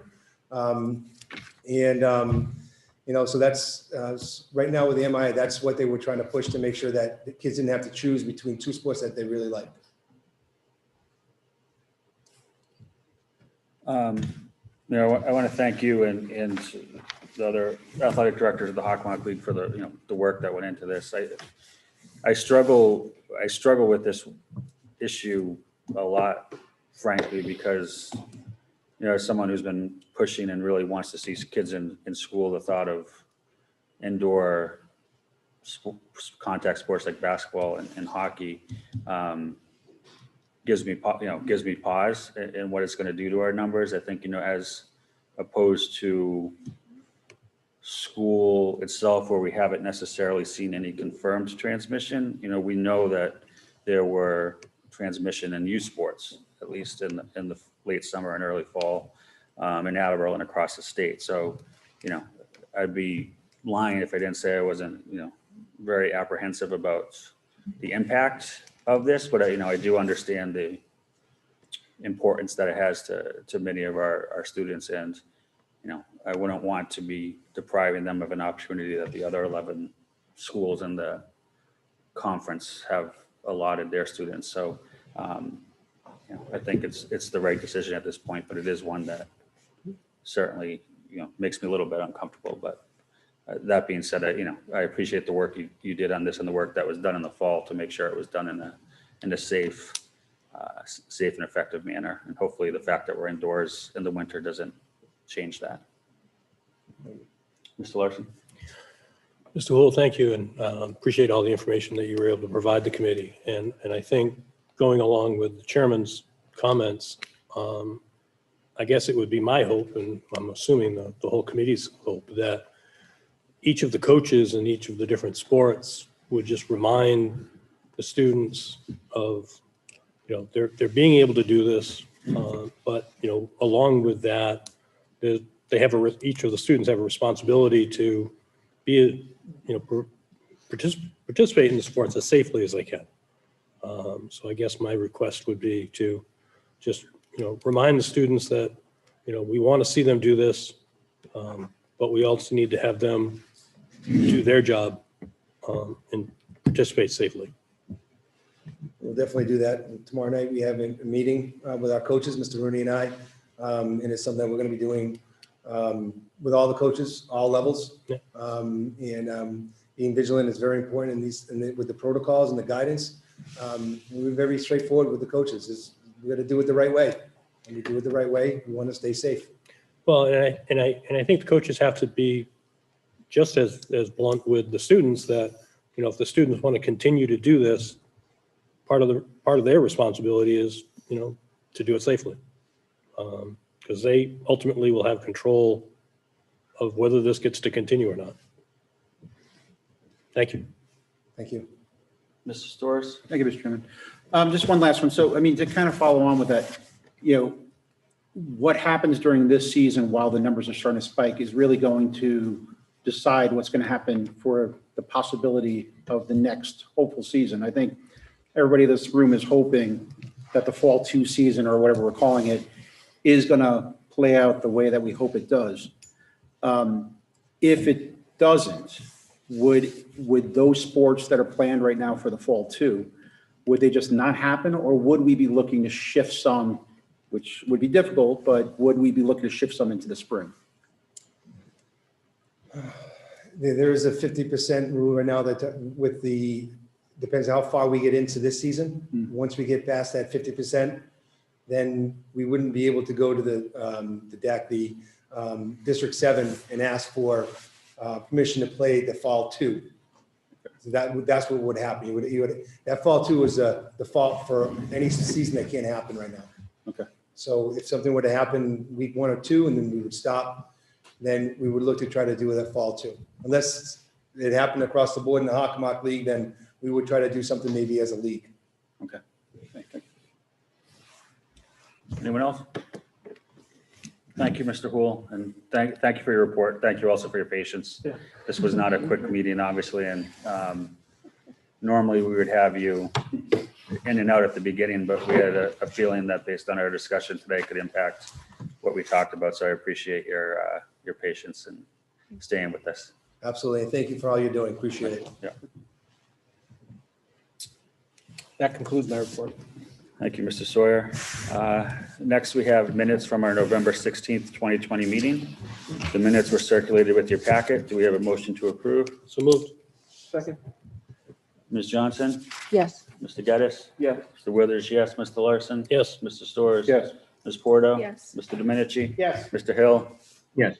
Ms. Sawyer? Yes. Thank you. Next, we have our consent agenda. I will read them. I'll read all 8 items and then entertain a motion on them together. We have a motion to accept a donation in the amount of $50 from Target to the Attleboro High School gifts donation line. A motion to accept a payment in the amount of $147.65 from Planet Aid, Inc. regarding bill quarter 3, 2020. Motion to accept a payment in the amount of $79.10 from Planet Aid, Inc. regarding October 2020 payment. Motion to accept a donation in the amount of $4,500 from the Feinstein Foundation to Brennan Middle School. Motion to accept a donation in the amount of $5,000 from the Feinstein Foundation to the Coelho Middle School. Motion to accept a donation in the amount of $15 from BJ's Wholesale Club, Inc.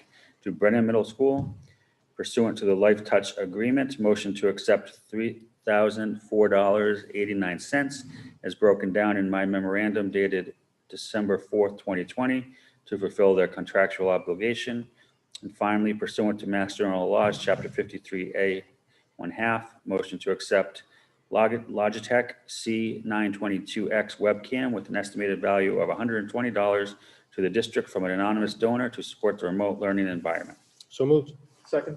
Any discussion? Ms. Sawyer. Yes. Mr. Hill. Yes. Mr. Domenici. Yes. Ms. Porto. Yes. Mr. Storrs. Yes. Mr. Larson. Yes. Mr. Withers, yes. Mr. Geddes. Yes. Ms. Johnson. Yes. All right, thank you. That concludes our consent agenda. Next, we have subcommittee meetings, and we will start with infrastructure and facilities. Mr. Domenici, you are up. Thank you, Chairman. We touched on a few different topics. MSBA, for example, at our last meeting, the permanent windows were arriving at the end of November. So more, work continuing to go to really start to shape the school. I know that the project page on Facebook has posted several photos, and I think we're starting to see some of that going in, as long as some of the exterior brick. So it's really coming along. In fact, it is, at least as of our meeting, and Mark, I know we've only had a little bit of inclement weather, but I believe we are still ahead of schedule. Not only that, but the crews are doing extended work days in anticipation of inclement weather where they might not be able to do work. So again, can't say enough about our partners on the project, Consigli and Skanska, Kessel Booz, for the architecture, to really continue to put the pedal to the metal, so to speak, on the project. In fact, now that we're in December, I think they finally turned the temporary heating units on in the building, which is actually a month later than expected. So again, a little bit of a cost savings there. To date, the entire site has been COVID clean. So their protocols are also strong and in place, and they're scanning people every day coming onto the work site. If you don't make it through there, you don't get through the doors, so to speak.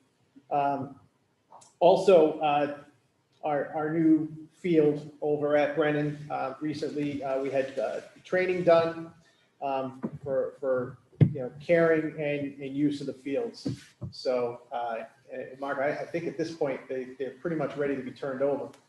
If you haven't had the chance to go take a look at them, they are very impressive, and it was the result of being able to stay on schedule and under budget that allowed us the ability to add in the additional work on the fields. So excited about that. Switching over, the middle school work, again, Brennan and Wamsutta roofs were done on time and well under budget, which was outstanding. $994,000 under budget, to be exact. There was some leakage in the roofs, and so that was obviously an initial concern when you just had all this work done after waiting 20 years. But the work was unrelated to the project work at all. And that work was taken care of in very quick order. The contractors came in, did a very quick assessment, very low cost too. So it was just a job well done. So hopefully that's the end of discussions that we have on these roofs at these middle schools for a while. And because the money because the work came in so far under budget, the city is allocating $700,000 of that to replace the gym floors at Hyman Fine and Hill Roberts. They just had the public hearing this past week. The next step would be for council approval. So that's good news for us. That money had already been approved for this project, and so the ability to take the remaining funds and apply it to the roofs, I think, to the gym floors is just another win for us. So some major infrastructure work being done in our buildings this year, even with the challenges that we've had. And that leads us to the next discussion on capital improvements as a whole. Mr. Furtado led us through, we've got the ever-changing list. A lot of projects were done through the ability of having rebates and performance contracts, so that's always impressive. They might not be the bigger ticket items, but still important nonetheless. And then I think the audit contract is kicked off, right? So that we're doing an evaluation of cooling, heating systems, and roofs throughout the district, starting last month and running through April. We also touched base on COVID-19 in general. I know we hear this a lot with all these meetings. Mr. Furtado talked about just, the challenges that have been ongoing this year, bringing students and staff into buildings. So, all the discussion that we've had tonight, I guess to me, it's just a point to Mr. Furtado and his crew, Mr. Parento, the entire staff, the increased custodian staff, just doing phenomenal work to keep our buildings, as safe as can be. We're still in hybrid mode. Obviously, we've had some discussions tonight about, a pause, but that being said, I think I'll just echo some sentiments of my own that, I wasn't certain that we'd make it this far along in the school year in that model, to be quite honest. And it's a testament to everybody and the work that they're putting in to keep these buildings safe, that we've so far been able to do that. And Mr. Furtado also touched on the COVID grants. The money's being used for additional PPE, additional cleaning supplies, and additional extra staff. And that, and I think Mr. Sawyer, you also touched upon the technology. A lot of that money had to be in and used by the end of the year. So, a lot of decisions that we had to make there.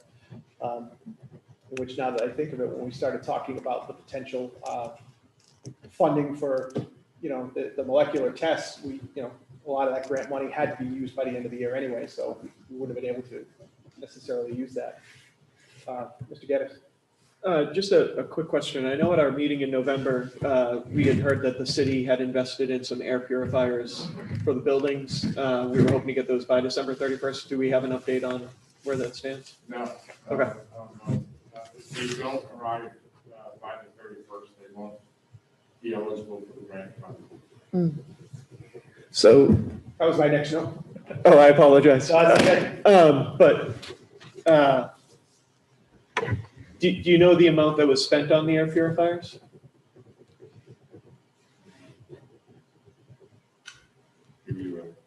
So yeah. The reason I'm asking is, and I know some of the grants were very specific, but if we get to, say, December 28th-ish, and it looks like those purifiers are not going to come through, rather than seeing that money go away, is that money that could be transferred into testing starting in January? They're being purchased off of a city grant, not off of a school grant. So that would be a city choice to make. I think the superintendent indicated that was interested in testing. So it would be just a function of how quickly we can get the test units on site. If we can get it here before the end of the year, that would be an eligible spend, and if we can't, I think we're in terms of the air purifiers, we're about $120,000 to $160,000. Okay, thank you. Last thing before the one motion I bring up is we also had some discussion about because it's come up recently in our community about the idea of naming buildings or parts of buildings. To honor people that have made commitments to our community. We had some good discussion on that, some ideas around some ways of doing remembrances. I think we're going to ultimately kind of reconvene on that a little bit and then make some presentations to Superintendent Sawyer and Chairman Withers with respect to that. But I just wanted to make notion that that was part of our discussion. The last piece of business is that we have 12 copier machines at the high school that are so old that they no longer qualify for a service contract. They're not under them, and we couldn't get them. So Mr. Furtado, brought forth a agreement for a 3-year lease for 5 copy machines through Conica Minolta. 5 is not 12, but 5 would be enough to get us through the next year and a half until the new high school is ready, where there will be, newer equipment to go. So that passed unanimously out of our committee. And with that, I entertain a motion to approve a 3-year lease agreement for 5 copy machines through Conica Minolta. So moved. Second. There is basically copies of the lease agreement that were provided in the packages. Does anybody else have any further discussion?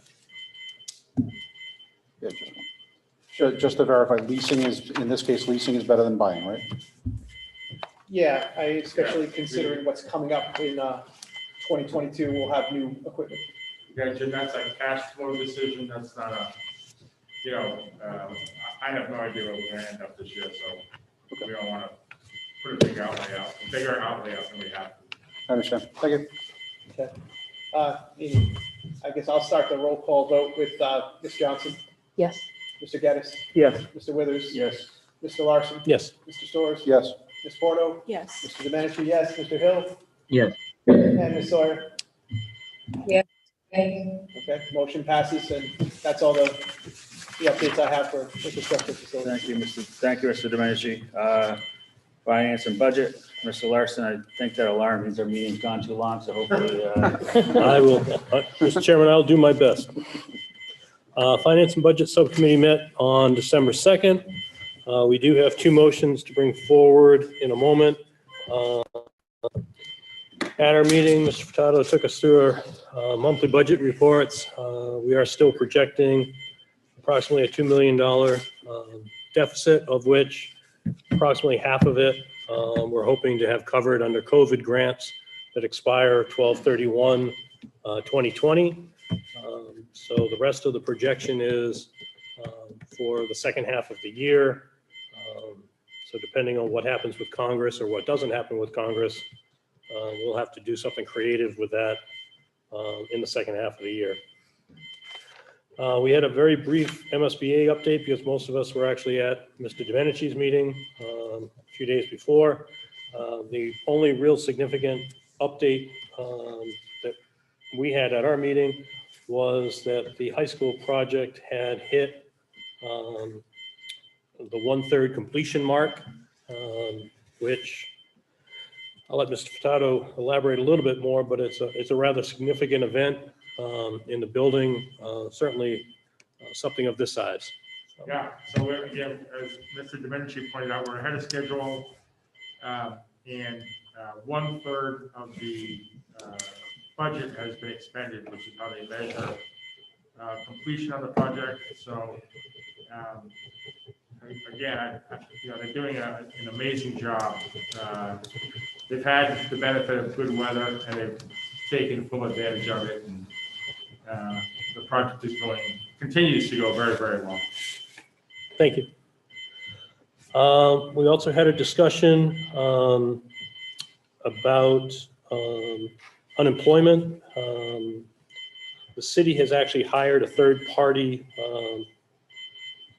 company to help process claims and investigate claims, because there's been a number through this whole pandemic. There's been an incredibly large rise in claims both within, across the whole city. So the city has actually taken that on, and they're also investigating any claims that the district has. We had a discussion, and the administration's working with the principals, but we wanted to take this opportunity to remind families,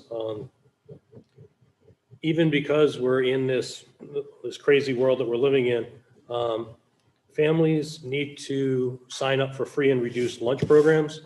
And I'm going to ask for some assistance in a moment, but everybody's getting really as many free lunches as they want right now. So the number of people who have signed up going forward is significantly different than where we should be. And this is going to greatly impact families in the future. So I'm going to ask one of the administrators, and I don't care which one, if they could just step in and help me make this point. Sure. So there's a distinction to be made for our families between where we are today, which is everybody is entitled to a free lunch because the federal government has allowed that. And where we may be once the pandemic is over, with our families not having filled out the forms, it will directly impact our funding in support grants like Title I, which is a $1 million grant historically. But if our families don't fill out the forms that they have typically filled out every year, the funding for those support grants will be going down, significantly. We have about 1/3 of the normal number of families signed up for free lunch, and we're pretty nervous about the implications of that. Okay, and Mr. Furtado, just remind the community, if they don't sign up now or very soon, I think what people don't realize is the impact is going to hit next fall. Right. When the students come back to school, there's going to be a delay, or I'll let you. Well, for our free and reduced families, they've lost status. So once this sort of pandemic condition is over, they won't have status at that time. And so, that's usually a troublesome time where families are scrambling around to fill out paperwork and sort of fall behind, and we start accumulating a significant amount of debt district-wide because of that. So that's another big component of why we'd like families to fill out the free and reduced form, which is available online. They don't have to come in to do that. Okay, so they can fill it out online, and, so we just need to strongly encourage any parent that we know or any family that we know that's in this program that we really need to have them continue to fill out the form and stay in the program for a number of reasons. And most importantly, so that they get the meals that they're entitled to get. So, just the story. So I'm assuming we know the students who had it before and we know the students who have it now, so we can figure out the difference, right? Yes. Would sending notice specifically to those families that are the difference help in this regard? I would imagine. Yeah, we're in the process of doing that right now. Okay, great. Okay, we have two motions to bring forward. The first is housekeeping. Motion to send to the municipal council to approve and process prior year invoices totaling $732.55 to be paid from the school department funds. This is prior year invoices. So moved. Second. Is there any discussion? I believe you all had backup in your package. Okay. Ms. Johnson? Yes. Mr. Withers? Yes. Mr. Storrs? Yes. Yep, I know, I just had. Oh, okay, you skipped it. All right, excuse me. Yes. All right, Ms. Porto? Yes. Mr. Domenici? Yes. Ms. Johnson? Oh, I already have Ms. Johnson. Ms. Sawyer? Yes. Mr. Hill? Yes. I have you all in a different order.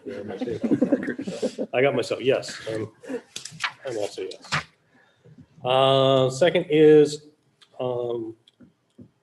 motion to not exercise 3 of the 8 vans in the lease agreement that we have in place for minivans that was approved by the committee back on June 3rd, 2020.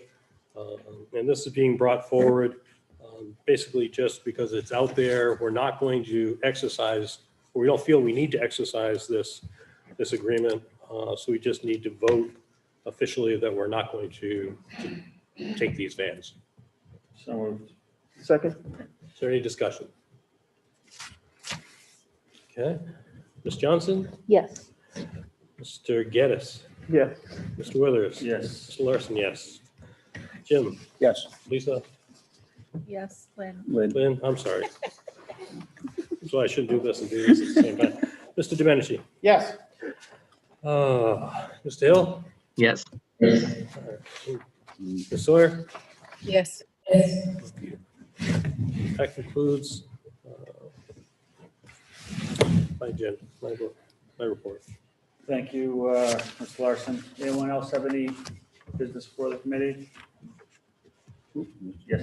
One small item, I was asked to make sure that folks were aware, this coming weekend, the Attleboro High School Drama Club will be putting on a virtual performance of Shakespeare's The Tempest on Friday and Saturday. So folks are looking for something to do. I would highly recommend that.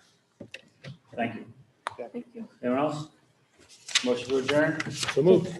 Second, Ms. Johnson? yes. Mr. Geddes? Yes. Mr. Withers, yes.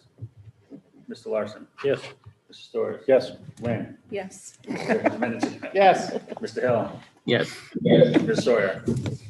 Yes. Thank you, everyone. Have a good night. Okay.